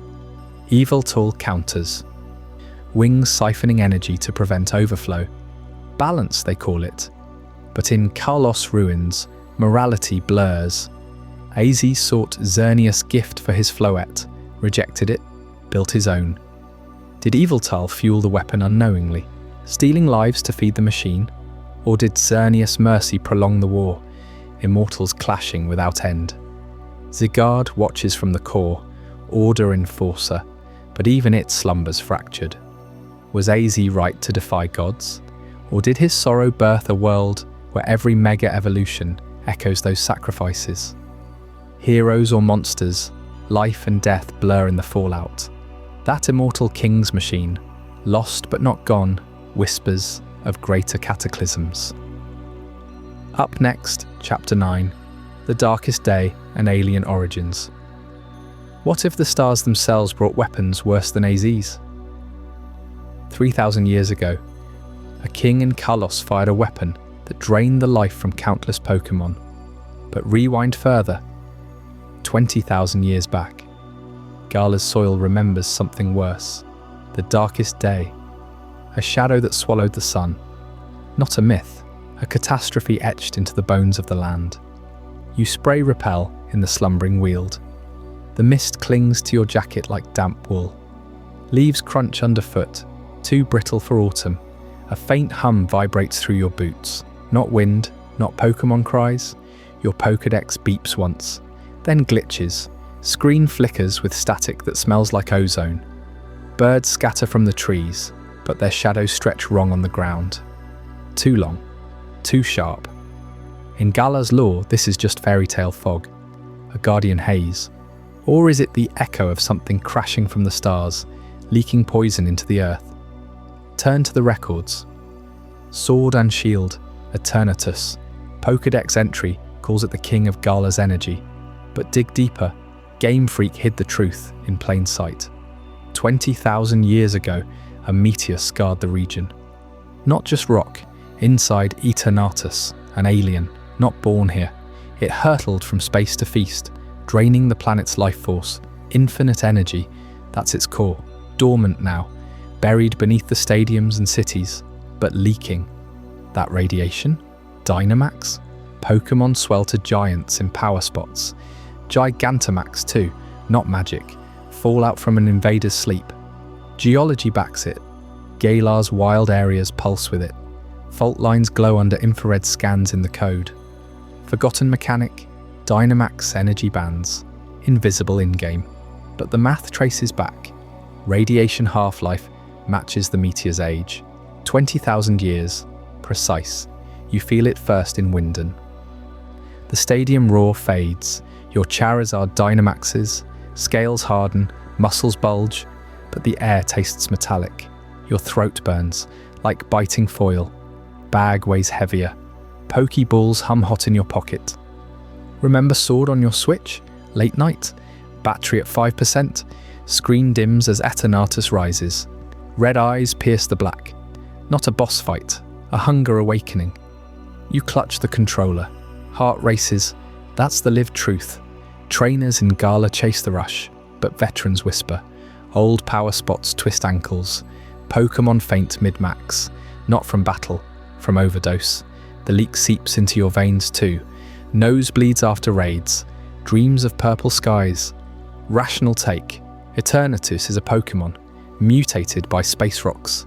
Radiation explains Dynamax, like Chernobyl mutants. Science fits, but wait. The darkest day murals in Hammerlock. 2 heroes. A king and a queen? No. Siblings maybe? Wielding blades, flanked by wolves. Zacian and Zamazenta. Blue-furred legends. They sealed it. Clashed swords against the sky beast. Won. Barely. Textbooks erased them.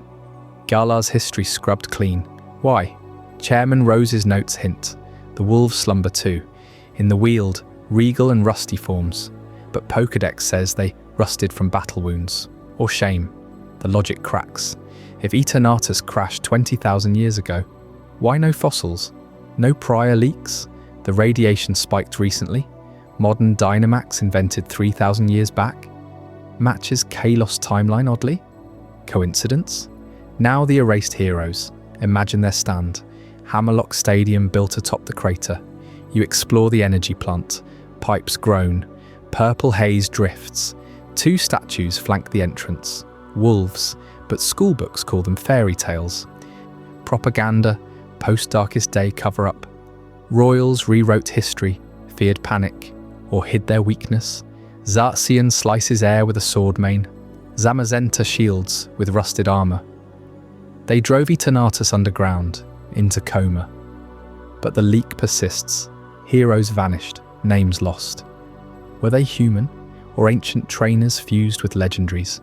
Galar lore fractures here. Textbooks glorify Rose, not them. Moral rot sets in. Philosophical weight crushes.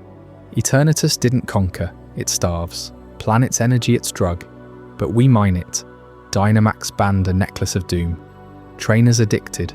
Rose wanted endless power. Challenged the sleeper. Nearly doomed us all. Echo's Necrozma. Alola's Light Eater. Ultra Beast from another world. Crash 2. Devoured Solgaleo Lunala. Pattern emerges. Cosmic parasites. Meteor after meteor. Energy vampires probing worlds. Arceus watches? Or blind? What if Eternatus whispers to others? Giratina in the reverse world? Dialga's time cracks. Is this the plan? Harvest until barren? The wolves knew. Heroes sacrificed. A race to protect. But leaks grow. Power spots erode. Gala hungers back. You sense it in the Weald. Fog thickens. Something stirs. Not over. Just sleeping. Deeper questions pull us underground. Next, Chapter 10. The Paradox of Area Zero. What hides in those crystalline depths? Time fractures there. Worlds collide. Stay listening. The truth unravels. Deep in the Paldea region, the great crater waits. Its edges rise like jagged teeth against the sky. A forbidden scar on the land. No paths lead there. No maps mark it. Only warnings from elders who speak in hushed tones. You spray repel into the humid air. Your flashlight cuts a thin beam through the mist. Footsteps crunch on brittle stone. But something feels off. The beam bends oddly on crystal shards embedded in the walls. Colors shift when you blink. Your Pokédex beeps once, then glitches. Static whispers names of Pokémon that shouldn't exist. Is this place pulling creatures from lost eras? Or is it twisting your own mind into seeing ghosts that were never real? Turn to the facts first. Scarlet and Violet dropped in 2022. Area Zero sits at Paldea's heart. A massive crater from some ancient impact or catastrophe. Pokédex logs describe it as Ground Zero for Paradox Pokémon. These ancient-looking beasts with industrial edges. Roaring tanks on legs. Future forms sleek and metallic. Biology reports from the Academy paint them as evolutionary anomalies. Terastal crystals line the crater walls. They pulse with Tera energy, altering types mid-battle, warping rock into prisms that refract light unnaturally. Geology teams note the crystals predate known strata, formed under pressures no earthly forge could match, like they grew from within the planet's dreams. Heath's expedition in the 30s mapped the depths, found Herba Mystica, 8 glowing herbs, bitter scent, powers that boosted Pokémon stats beyond limits. But here's the canon twist. Those herbs fueled Professor Sada's obsession.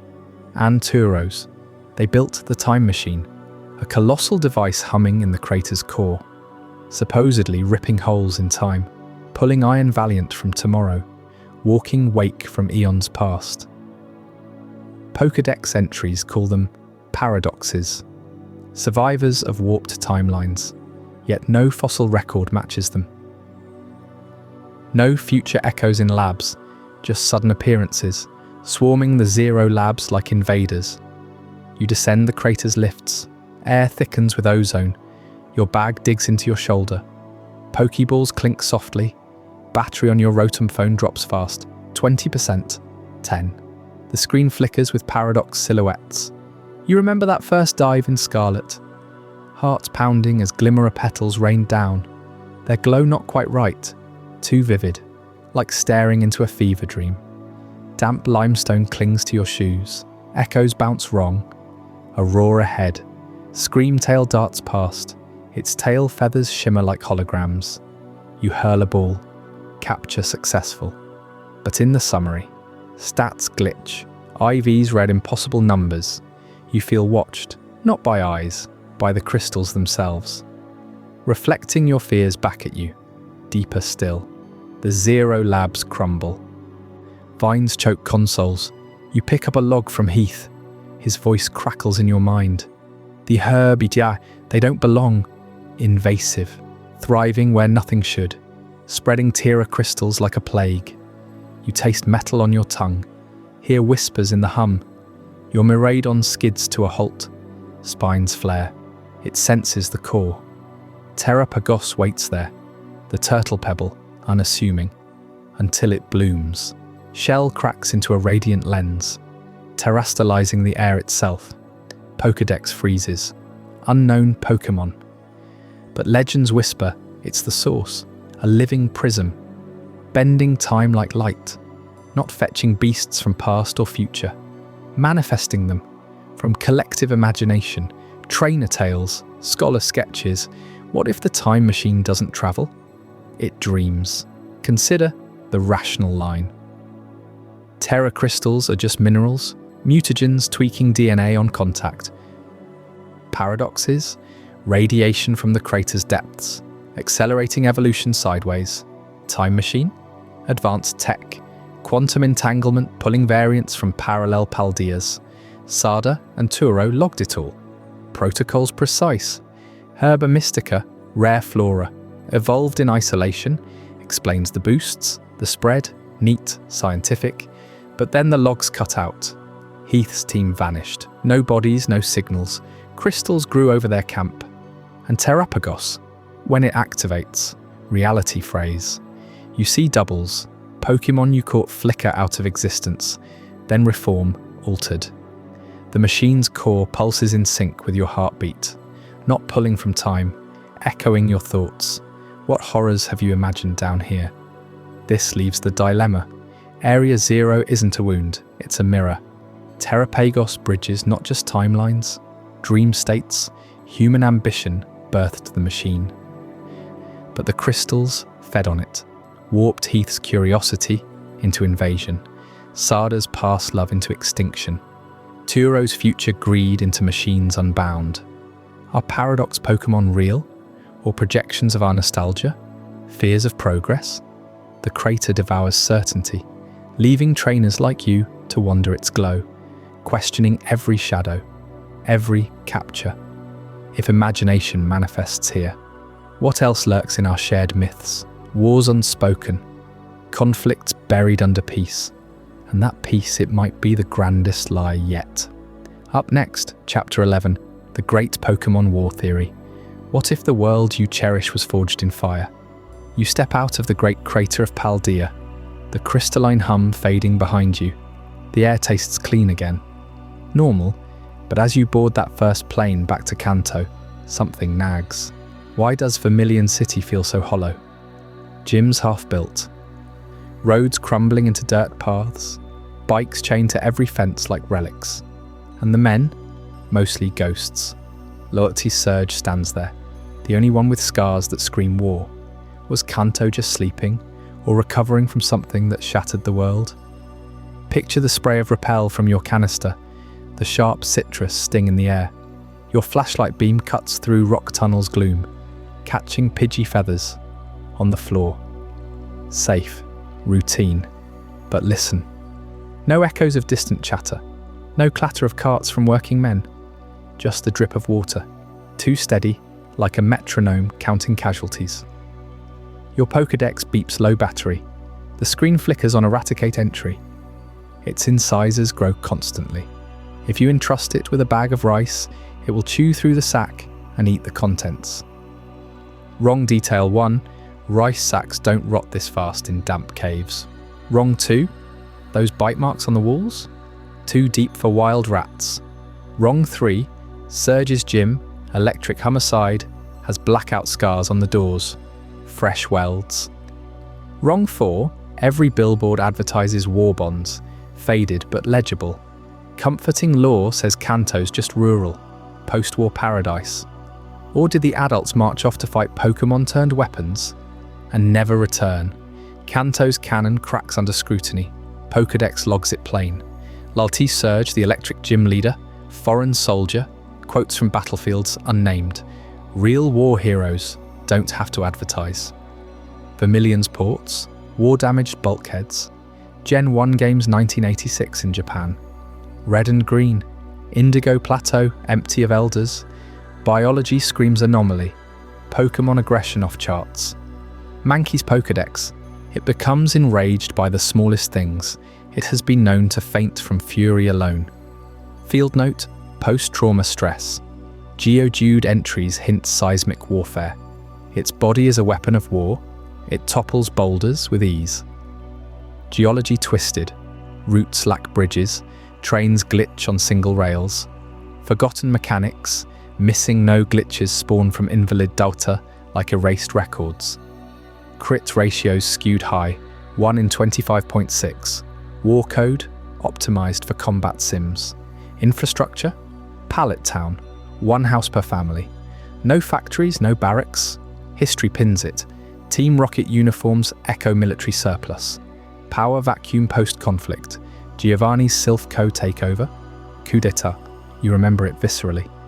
Game Boy Color screen glow in the dark. Batteries dying mid-S. Anne, the creak of that ship, listing like it hit mines.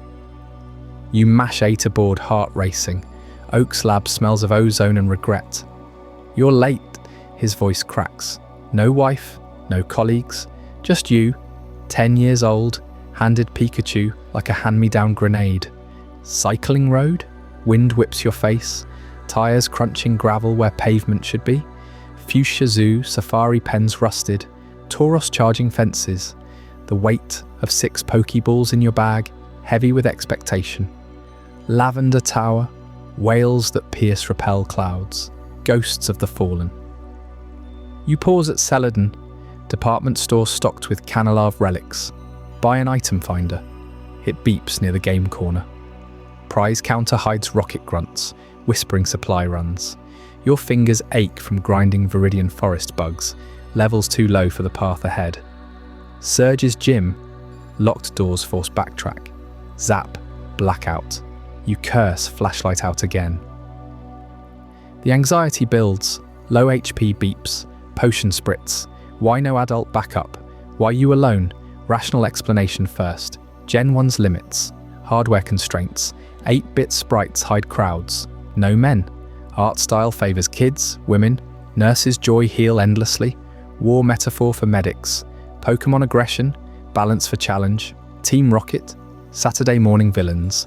Cartoon thugs, infrastructure sparse. Japan rural nostalgia, clean science. But then the residual hits. Surge's dialogue. You're small and weak. That means you need to grow strong. Coded warning. Bill's PC system. Global net absent elders. Joyce's identical, cloning VATs implied. Rocket's admin Archer. Our boss is a collector of rare and valuable Pokémon. Warlord hoarding assets. Glitch cities spawn ghosts. Pokémon tower music loops dirge. Compounding. Why Kanto's map mirrors Vietnam-era bases. Surge's Zapdos hint. Legendary air support. Rational crumbles. Residual whispers. They fought and lost. The dilemma haunts.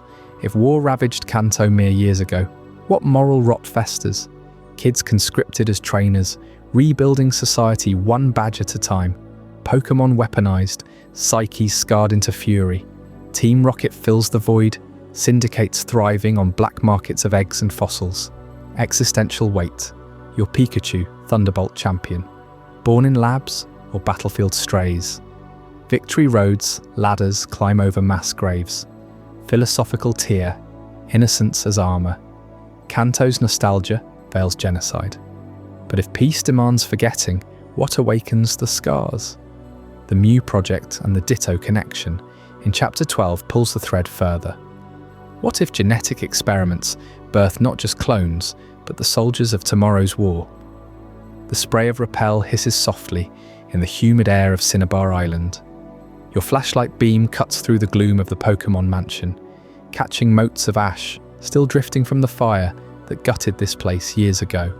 Papers crunch underfoot, yellowed journals half burned, ink smeared like desperate handwriting. A faint chemical tang lingers, not smoke but something sharper, like ozone mixed with spoiled milk.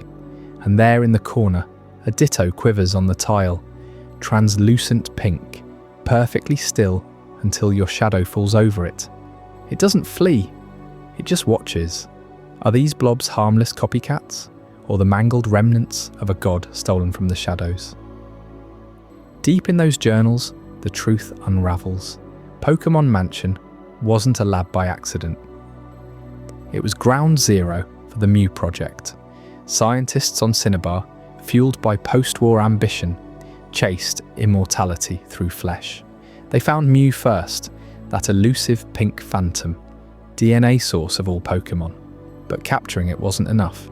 They sliced its genes, twisted them in vats beneath the volcano. The logs detail it coldly. Failed subjects piled up, amorphous masses that couldn't hold form. Weight logged at 4 kilograms each, matching Mew's exact mass. Colour palette identical, shifting pinks and purples under stress. And the transformability, not mimicry, but cellular rewriting, echoing Mew's own powers. Ditto weren't designed. They were rejects, clones that survived by devolving into goo. Geology backs the horror. Cinnabar's volcano provided heat for incubation chambers, geothermal vents masking the screams of experiments. Pokédex entries whisper it. Ditto, the transformed Pokémon, capable of any shape, but always reverting, unstable. Gen 1 mechanics glitch here too. That one, in 256 chance for critical hits, tied to cloning instability, some theorize, code bleeding from lab data into the games.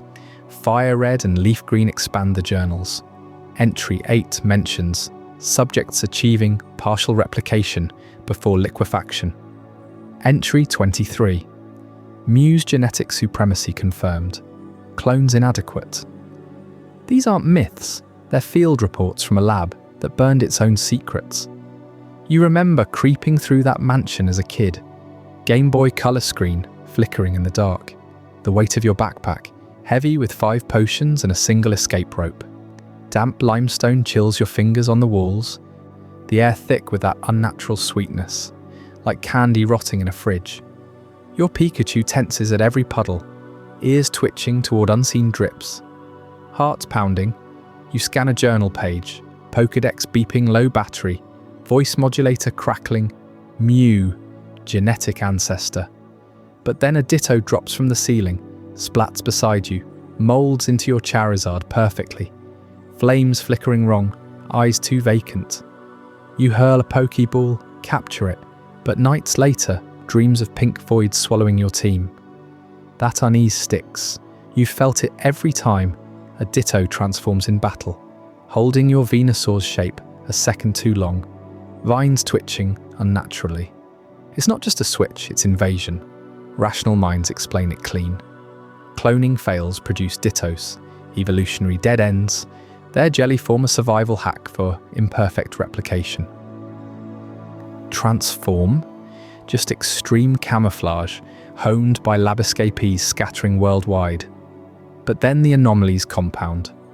Why do Dittos share Mew's cry exactly? Digitized echo in every game. Why does Mewtwo's Pokédex entry rage against its creators, calling itself the Pokémon that became a Pokémon only, after a scientific breakthrough, engineered not to play, but to dominate? And those weights never fluctuate, 4 kilograms frozen, as if coded immutable. Science cracks, but the residuals bleed through. What if Dittos aren't failed? What if they're warnings, screaming in silence? Mewtwo wasn't born a Pokémon. It was forged as a weapon, surpassing God itself. Journals hint at it. Project lead aimed higher than Ditto sludge. Infuse human ambition into Mew's purity. Create a destroyer for the war-torn world. Lavender Town's radio signals picked up its birth cries, mistaking them for a lost girl named Amber. That radio drama nails the grief.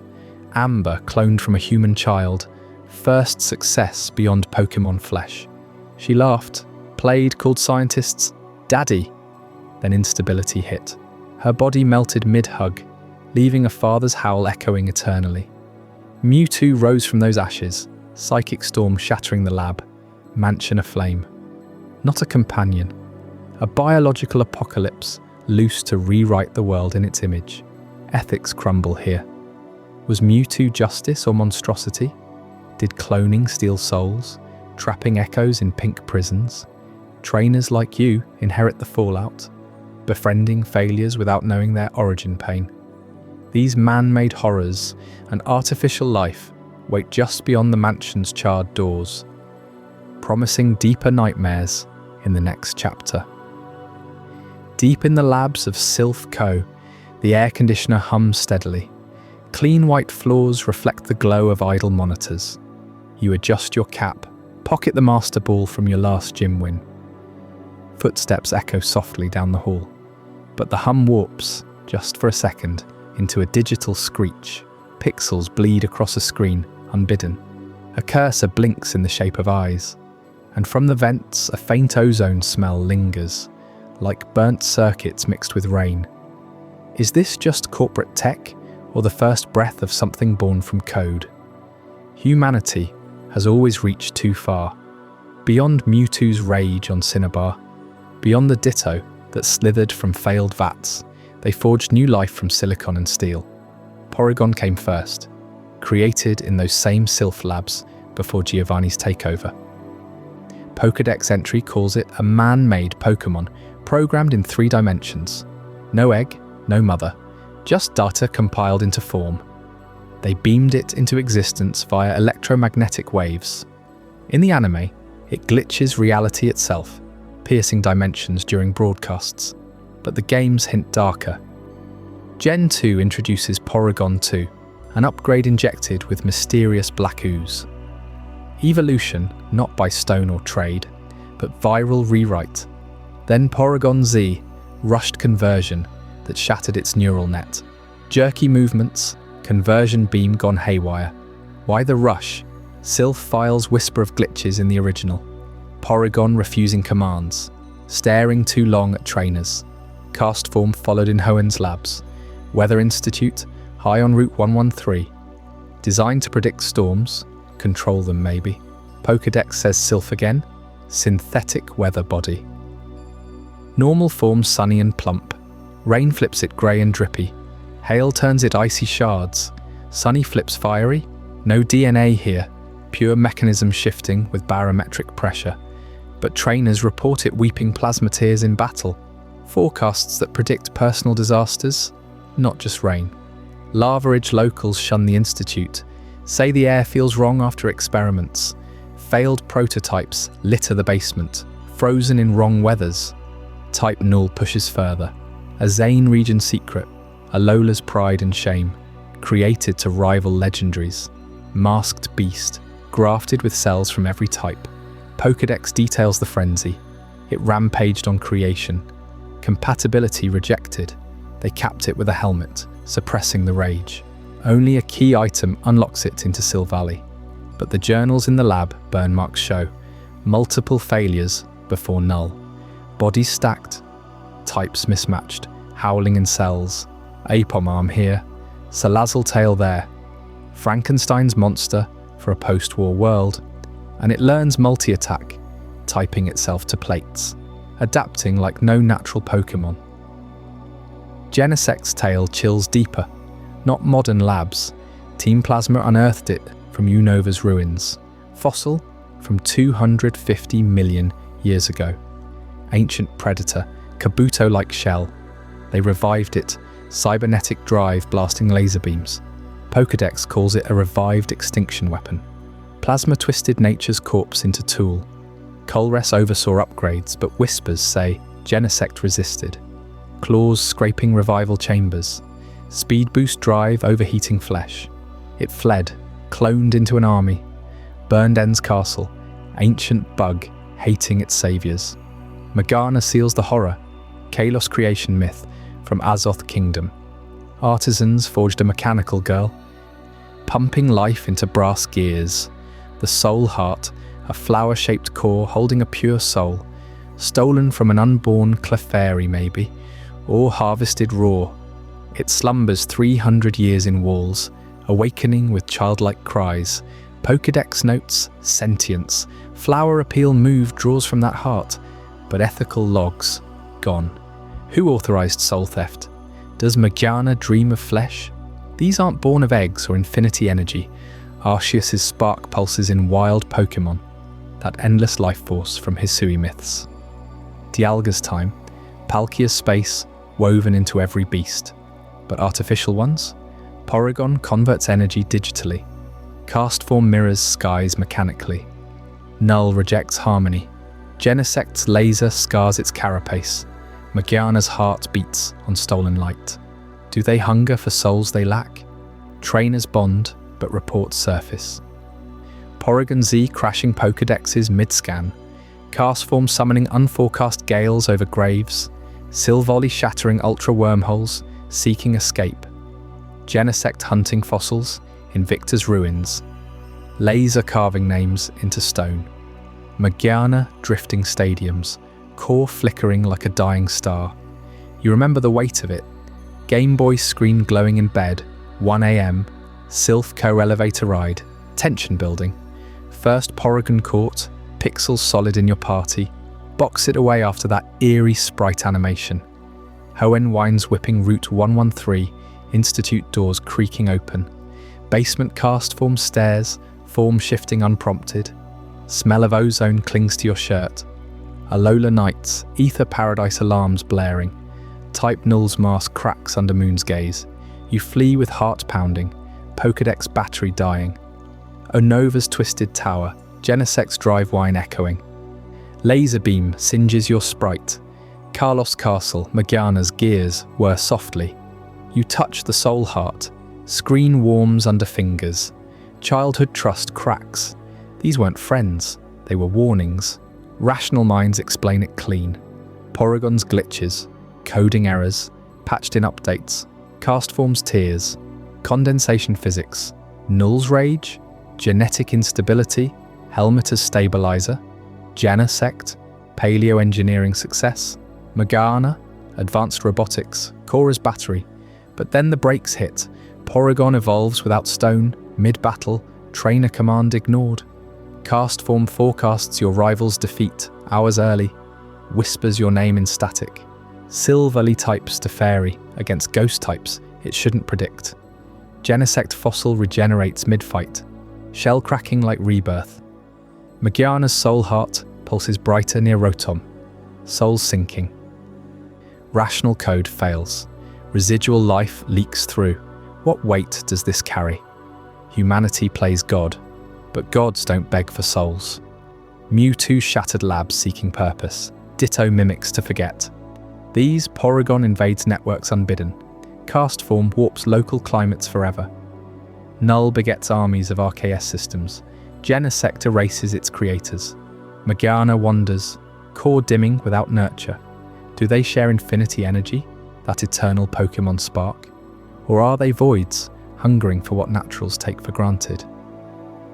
Ethics crumble. Sylph funded by war machines. Ether veils trafficking.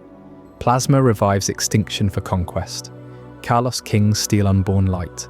Trainers catch them, box them, forget. But they remember. Circuits hum with grudge. Gears grind toward judgment.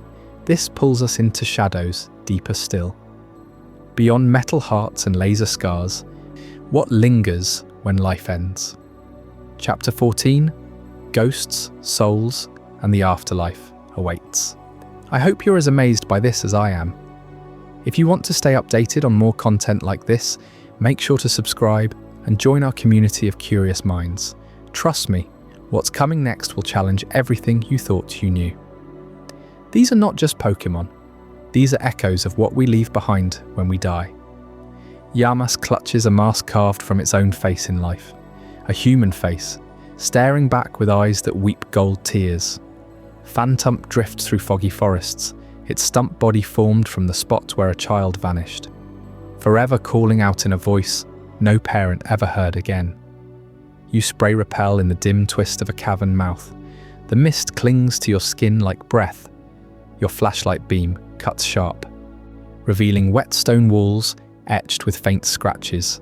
Not claw marks, handprints, small ones. A chill seeps up from the floor, unrelated to the draft. Your Pokédex beeps once, glitches twice, then silence, except for muffled sobs echoing from the dark. Childlike, desperate. Is that a wild Pokémon ahead? Or something wearing your world like a skin it can't shed? The Pokédex calls Yamask the spirit Pokémon. Entry from Unova. These Pokémon arose from spirits that were reincarnated into other forms. When the spirits get violent, they manifest their old selves and weep. Gold tears fall from the mask it carries. The mask is a casting of its face when it was human. Imagine flipping through those notes late at night. Not fairy tales. Field observations. Trainers report Yamask fleeing battles, inconsolable. In Issue Wild, they cluster near old grave markers. Phantump from Kalos decks. The faint cries of a lost child echo through the woods where these Pokémon wander. Stumps left where kids disappeared get possessed. Grow eyes, roots that snag ankles, drift eternally, seeking paths home. No nests, no evolutions that forget. Just perpetual half-life. Regional logs from Hisui mention clusters near battle sites. Post-war remnants, perhaps. Souls too restless for dirt graves. Spiritomb demands a keystone. 108 spirits twisted into malice, sealed by ancient monks as punishment. Forbidden from reincarnation. Their grudge warps the air around the odd keystone. You bury it in soil. Wait for hauntings. Dig it up changed. Giratina's shadow looms here. The distortion world king banished for rage. Its realm bleeds rules that don't fit ours. Gravity flips. Time skips. Pokémon legends. Arceus hints at fractures where antimatter seeps through. Ghost types emerge from those rifts. Not born, intruding. You remember the first time. Game Boy screen glows faint green in your darkened room. Batteries low. You wander Lumio City at midnight code. South Boulevard empty, save her. The ghost girl. Pale dress, blank stare. She speaks in riddles about lost friends. Guides you to a dead end. Vanishes. No overworld sprite until you trigger her. Like code waiting to haunt. You feel the weight of your link cable tether. The click of buttons too loud. Damp controller grip from sweat. Heart pokes like wild Spinarak. In Kalos she lingers post-game. Whispers of Prism Tower suicides. Or worse, spectral NPCs pepper the code. Lavender Tower's ghost train shrieks real enough to pause play. Unova's Nakreen City shade reciting poems from nowhere. Alola trial captains seeing aunties who drowned decades back. You chalk it to flavour, but pause mid-step. Did her voice echo after fade? Did your 3DS fan whine colder? Rational take, glitches, ROM hacks bleeding memory, Yamask masks, stylized art, Phantump cries, randomized cries from sound banks, Lumiose girl, leftover NPC model, dialogue tree for immersion, Spiritomb, math trick, 108 souls equals perfect grudge capstone, Buddhist nod, harmless. Then the break, Yamask tears assay pure gold. Lab confirmed, Phantump stumps root real soil, displace Earth overnight. Ghost Girl sightings predate XY patches. Players report her sprite clipping walls, predicting routes unscripted. Distortion world entry. Pokémon Platinum logs confirm gravity inversion. Irreproducible in labs. Code decompiles clean, but runtime? Entities phase through collision. No source. Ghosts don't code themselves. Do they? What if your starter faced one? Pikachu sparks fizzle on Yamask. No damage log. Just stares. Mask weeps. You switch out. Feel watched post-battle. Black screen blacker. Reincarnation isn't mercy. It's trap. Human minds warped into obedience. Catchable. Tradable fodder. Spiritomb binds killers. Thieves. The worst. 108. Precise count. Pulled from what ledger? Distortion world as origin fits. Giratina's prison leaks malice. Ghosts phase normal types. Immune to most. Why?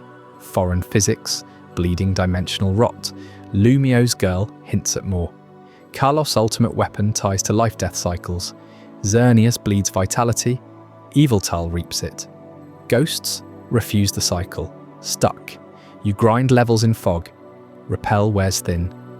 Shadows thicken. Pokédex hums warnings you ignore. That unease coils deeper now. Not game over screens, real dread. What souls merit Pokémon purgatory? Lost kids as Phantump. Grudge hordes as Spiritomb. Your own regrets? Collect enough dark trades, bury keystones. Feel the pull. Trainers vanish yearly. Official logs say quitters, or driftwood stumps. Ghosts mock our mastery. Uncatchable wills in willing shells. Existential snag. If souls recycle as prey, what's Arceus shaping? Mercy or machine? Dialga ticks forward. Palkia stretches space. Giratina watches the seams. One tier widens. More bleed through. But not all otherworldly presences wear masks or keystone grins. Some arrive with lights in the sky. Craters that scar regions. Whispers of visitors from the stars. Up next, Chapter 15. Visitors from the Stars. Clefairy have been seen dancing under the full moon on clear nights in Mount Moon. Their pink forms glow faintly, drawn to the light of the lunar stone. But what if those lights in the sky are not stars falling? What if they are arrivals? You spray repel as you enter the cave mouth. The mist clings to your skin, cool and damp. Your flashlight beam cuts through the dark, revealing glittering geodes embedded in the walls. Zubat flutter overhead, their wings a soft whisper. Then a pebble skitters down from above, not from a Rattata, from something landing softly outside. A high-pitched hum echoes, like radio static from a distant tower. And in the beam's edge, small eyes reflect back, too wide, too knowing. Is this just a late-night Clefairy migration, or are you being watched from the stars? The Pokédex calls Clefairy the fairy Pokémon. It notes they come down to Earth from space, riding meteorites to dance on moonlit nights. Entries from Red and Blue describe them descending during meteor showers, basking in moonstones that evolve their kind. Mount Moon holds fossils of ancient life, but also these visitors. Geologists in the Pokémon world map its caverns as limestone formations, carved by eons of water. Yet Clefairy nest deep inside, unaffected by the damp rot that claims human tunnels. Their biology defies it. Soft, rubbery skin absorbs shocks from re-entry. They thrive on lunar energy, stones that pulse with otherworldly radiation. Elgium and Beheeyem take it further. The alien Pokémon, straight from the Unova Pokédex. Elgium beams memories into human minds using psychic waves. Beheeyem, its evolved form, controls objects with invisible force. Sighted near Route 13's desert UFO crash site. Black and white entries confirm they arrived via unidentified flying craft. Eyewitnesses in the games report beams of light scooping trainers skyward. Beheeyem's three-fingered hands manipulate technology beyond human grasp. Their brains emit signals that jam Pokéballs, as if they recognize capture tech from afar. Deoxys pushes the boundary into mutation, a space virus struck by a laser in the ozone layer. Pokédex from Ruby and Sapphire details it twisting into DNA, forming a biological weapon. Red orb lore expands.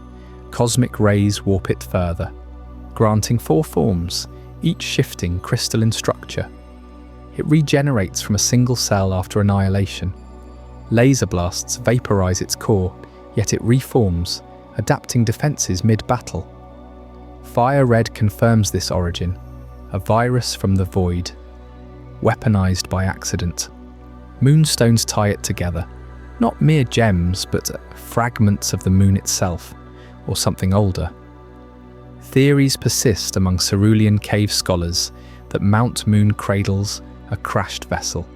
Its chambers align too perfectly, geodes arranged in geometric patterns under UV light. Clefairy guard the stones, evolving only under full lunar phases. What powers these evolutions? Radiation from a derelict colony ship, or beacons calling kin home? You remember squeezing through Mount Moon's narrow passages, Game Boy screen flickering green in the dark room, the weight of your satchel, heavy with 5 potions and a spare rappel. Damp air, smells of earth and minerals, your shoes crunching fossils underfoot. Clefairy appears on screen, sprite bobbing innocently. You toss a Pokeball, heart racing as it wobbles 3 times. Click. But outside the game, trainers whisper of real encounters. Hiking at dawn, you spot pink silhouettes on ledges above. Their song carries on wind, melodic yet mechanical, like signals bouncing off the ionosphere. Flash your light, they vanish into cracks too small for their bulk. Later, your Pokédex glitches, entries rewriting themselves, with star charts you never scanned. Elgium's sightings hit different. Driving through Unova's desert, at dusk radio cuts to static. A green glow hovers over dunes, humming bass vibrating your chest. You pull over, Pokédex beeping wildly. Elgium floats there, eyes black voids pulling at your thoughts. Memories surface unbidden. Childhood summers chasing Clefairy myths. Rationalize it as heat mirage, but your camera catches the shape. Elongated head, unmistakable. Behemoth follows in dreams, or was it real? Your keys levitate from the dash, arranging in constellation patterns before dropping. Deoxys haunts the edges. Omega Ruby players scale Birth Island's peak, meteorite pulsing in hand. The virus form emerges, tendrils lashing. You fire hyperbeam equivalents, screen flashing critical hits. It dissolves into pixels, only to reassemble, faster, deadlier. In lore, satellites track it orbiting Hoenn, dodging missiles. You feel the unease in your gut, controller slick with sweat. What if that laser was no accident? What if they fired first? Take Deoxys regeneration. Rational biology offers viral adaptability, like tardigrades surviving vacuum. Pokémon cells hyper-accelerate mitosis under stress. Crystalline shell catalyzing growth. Laser vaporizes 99%. 1% suffices, but residuals break it. Scans from Devon Corp show no cellular remnants post-destruction. Energy signatures spike from nowhere, as if pulling mass from subspace. The Pokédex logs form shifts defying physics, attack Deoxys, inverting gravity in arenas. No virus evolves 4 morphologies overnight. Not without intent. Clefairy's meteor rides challenge orbital mechanics. Meteors burn up at Mach 25. Yet they land unscathed, giggling. Air resistance should shred rubbery flesh. Residuals, eyewitness videos capture trails looping impossibly, evading pursuit jets. Moonstones emit isotopes, unknown to pallet labs, decaying into pure energy bursts. Mount Moon's theory compounds it. Geology claims natural cast, but seismic data reveals hollow chambers beneath, humming at infrasound frequencies. Clefairy dances sync with lunar cycles. Stones glowing in sync with solar flares. Rational, magnetic anomalies from iron deposits.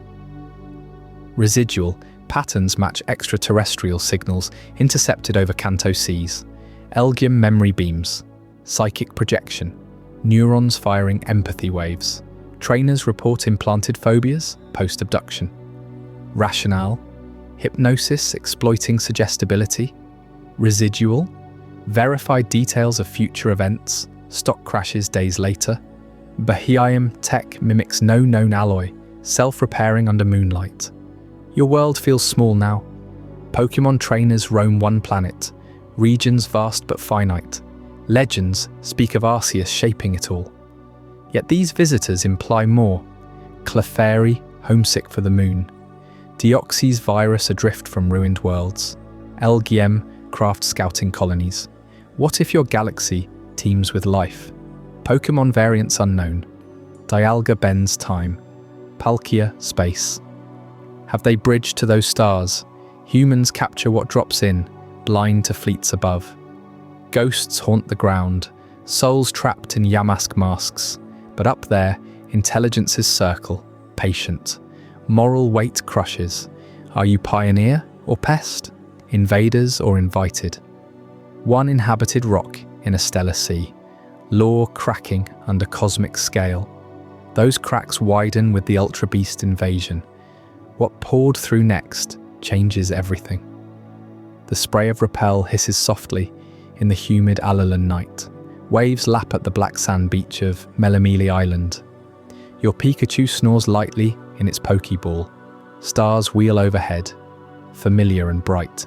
But then, a ripple in the air, not wind. A tear like wet paper ripping. Something jellyfish-like pulses through, its tentacles trailing impossible colours. The sand beneath it doesn't shift. Gravity ignores it. Your Pokegear beeps wildly, stats glitching. Is this just another shooting star from the sky? Or an invader that doesn't belong in our world at all? Ultra Beasts are not Pokémon. They never were. Pokédex entries call them extra-dimensional invaders. Organisms from worlds where physics bends differently. Nihiligo floats first in sun and moon lore, a toxic jellyfish from ultra space. Its neurotoxins rewrite the brain. Not poison, control. Pheromones that hijack nerves turn hosts into puppets. Biology reports from Ether Paradise detail it. Tentacles inject a venom that mimics serotonin. Victims feel euphoria first, then obedience.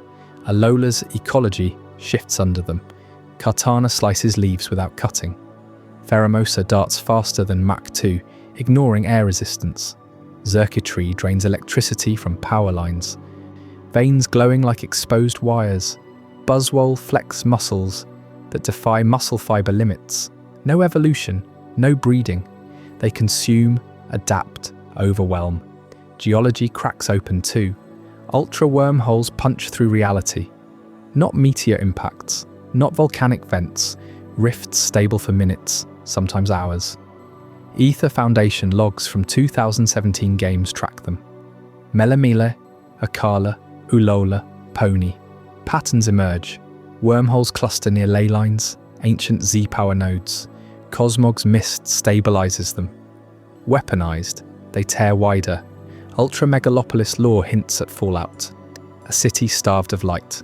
Necrozma, the blinding one, devoured the sun there.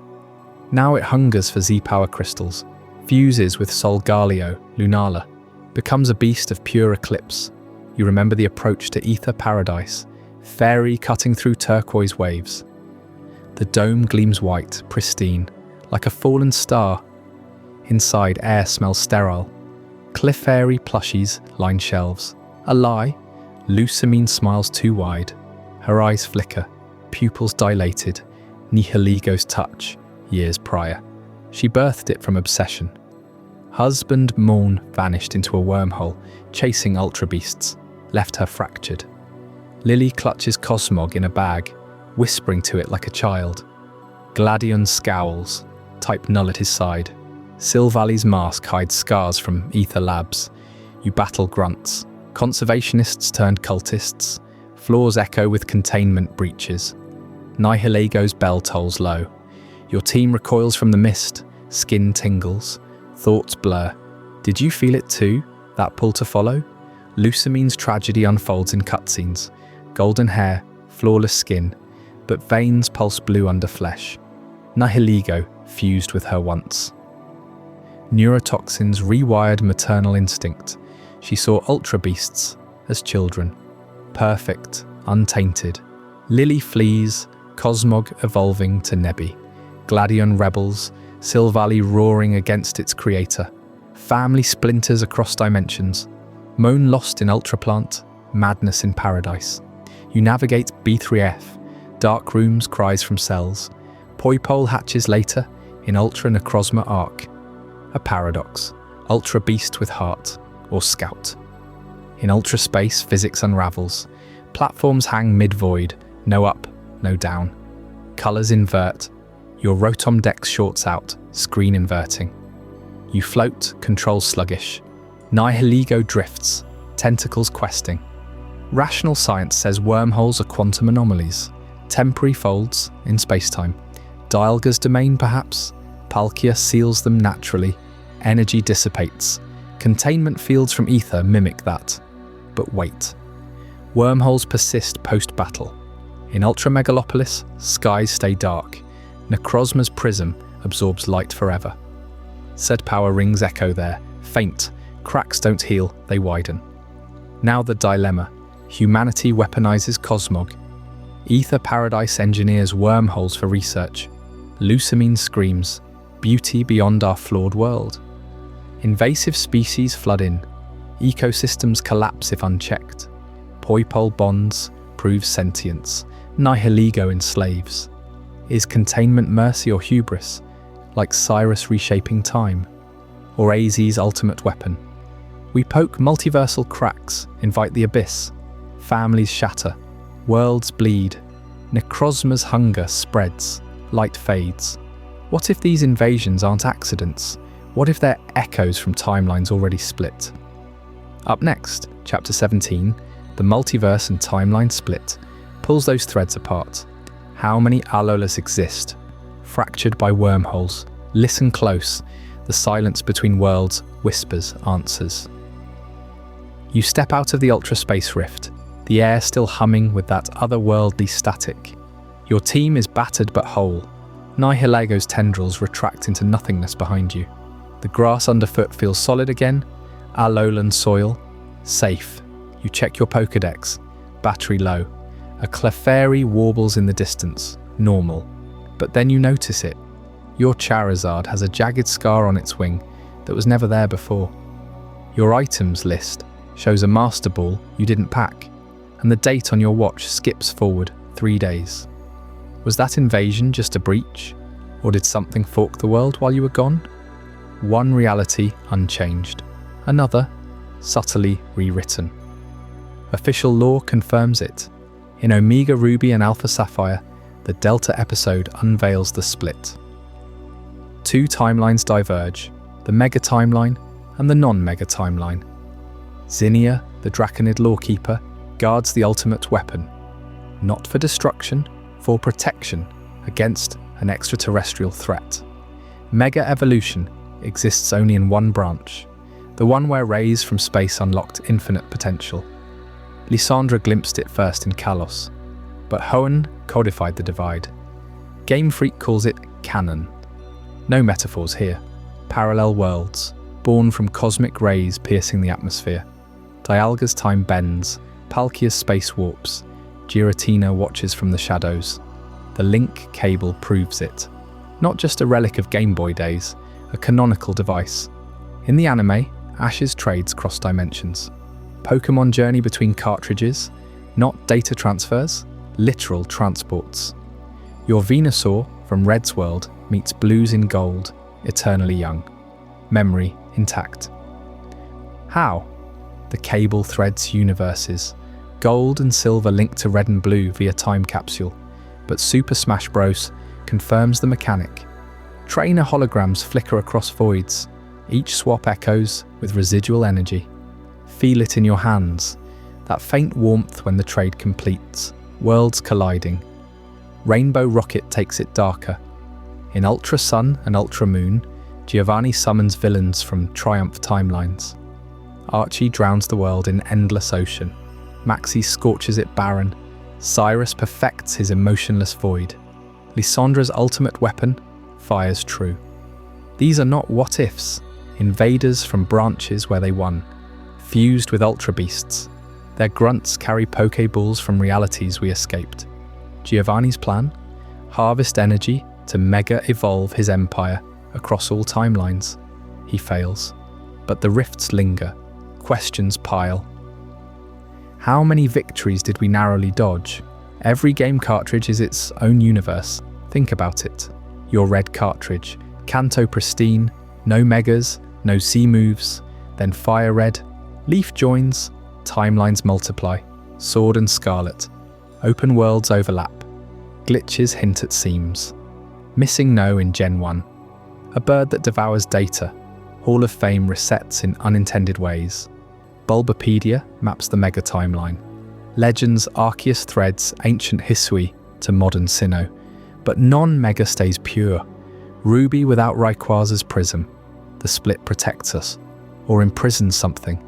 You remember the weight of that old Game Boy in your palm, plastic warm from your grip, link cable snaking to your friend's console. The screen flickers. Dots march across. Pikachu waves goodbye. Then hello in a new world. You felt the jolt, not electricity, something deeper.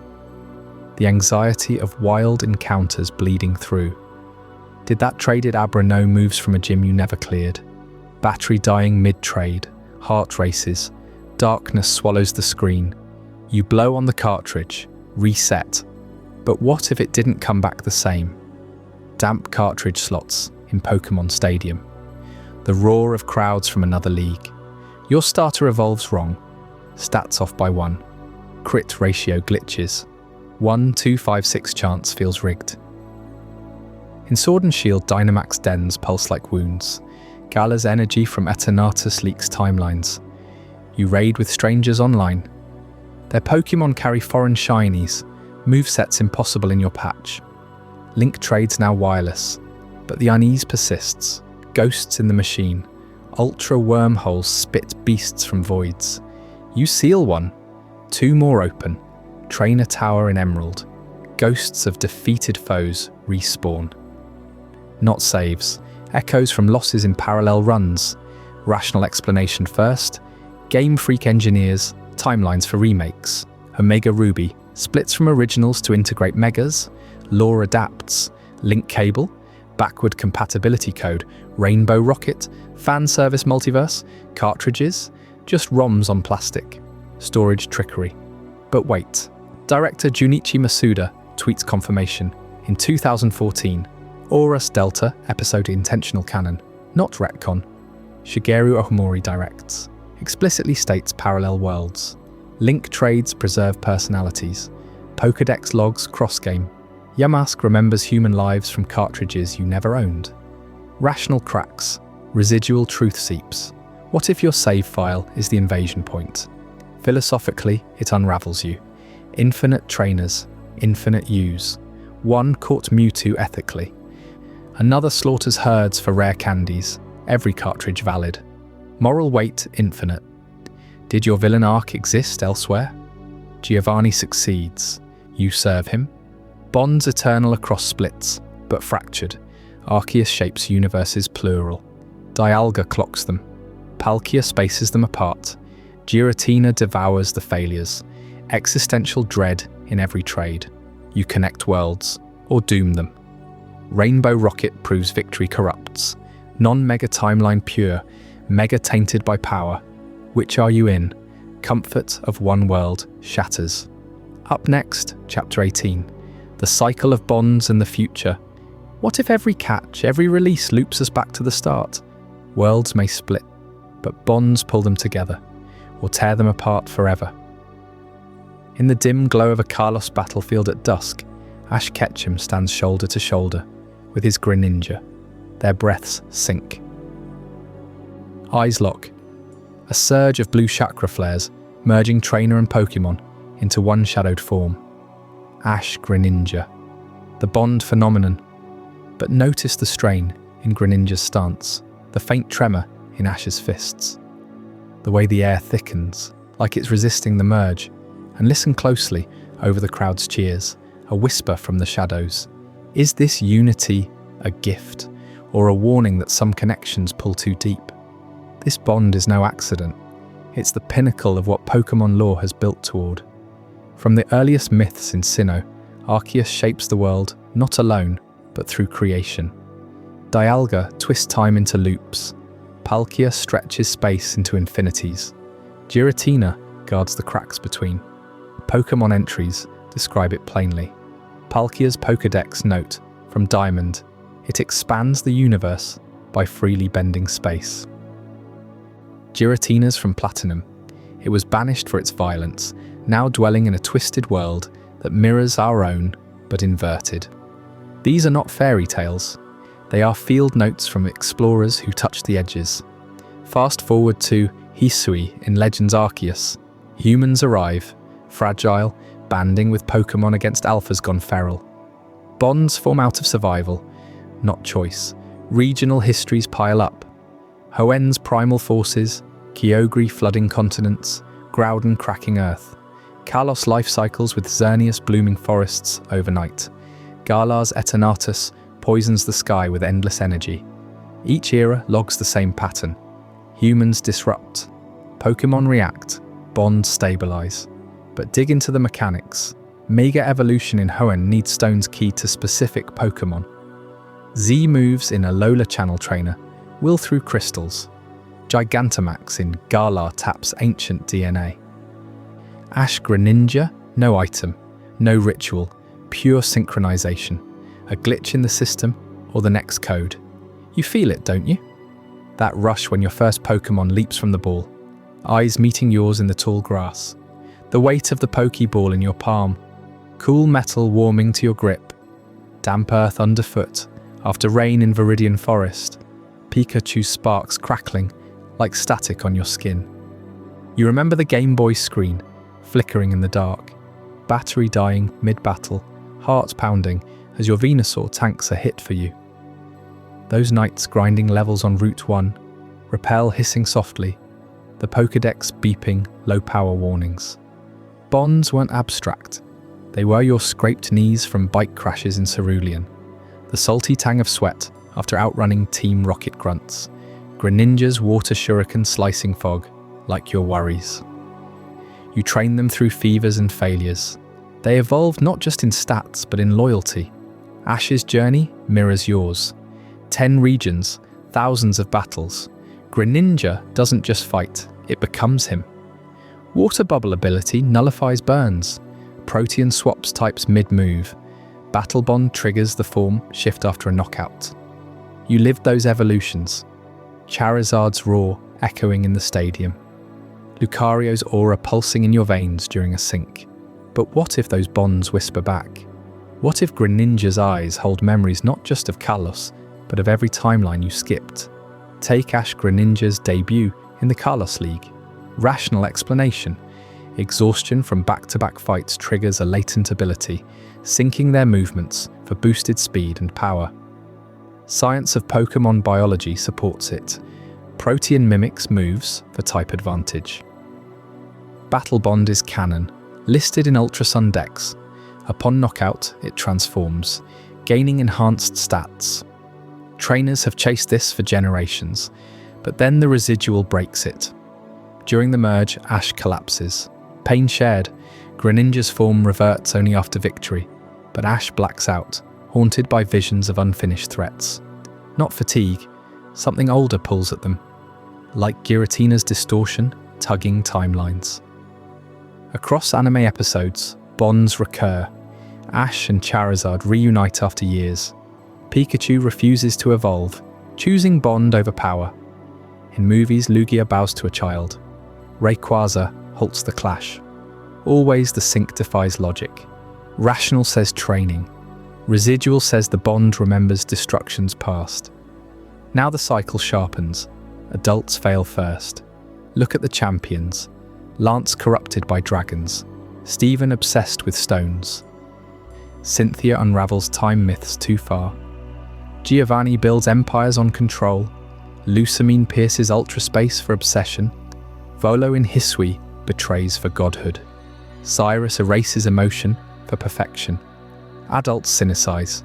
They hoard legendaries, weaponize bonds. Children? They stumble in pure. 10-year-olds topple teams. Red silences Mewtwo. Ash thwarts legendaries. Dawn mends spacetime. Kids save worlds because they bond without agenda. No cynicism dulls the link. Pokémon sense it, respond. But why this pattern? Arceus, the original one. Legends Arceus summons you to Hisui, not an adult, a child from another time. Endgame speculation, training, not Pokémon.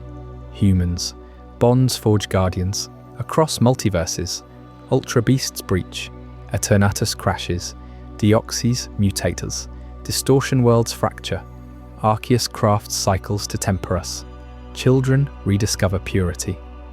Adults corrupt, worlds teeter, bonds peak, rebirth. The Pokémon world loops, discovery in Kanto grass, Destruction in Hoenn floods, Kalos wars, Galar dark days, rebirth through bonds, Mount Coronet's peak overlooks it all. Arceus watches, not intervening, shaping. You stand there now in your mind's eye, wind whispers of timelines split, bonds eternal.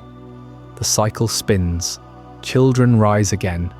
What breaks it, or does it ever? Sleep on that. The future bonds tighter. What did you think of this journey? I'd love to hear your thoughts in the comments below. If this changed your perspective or taught you something new, consider subscribing for more mind-expanding content.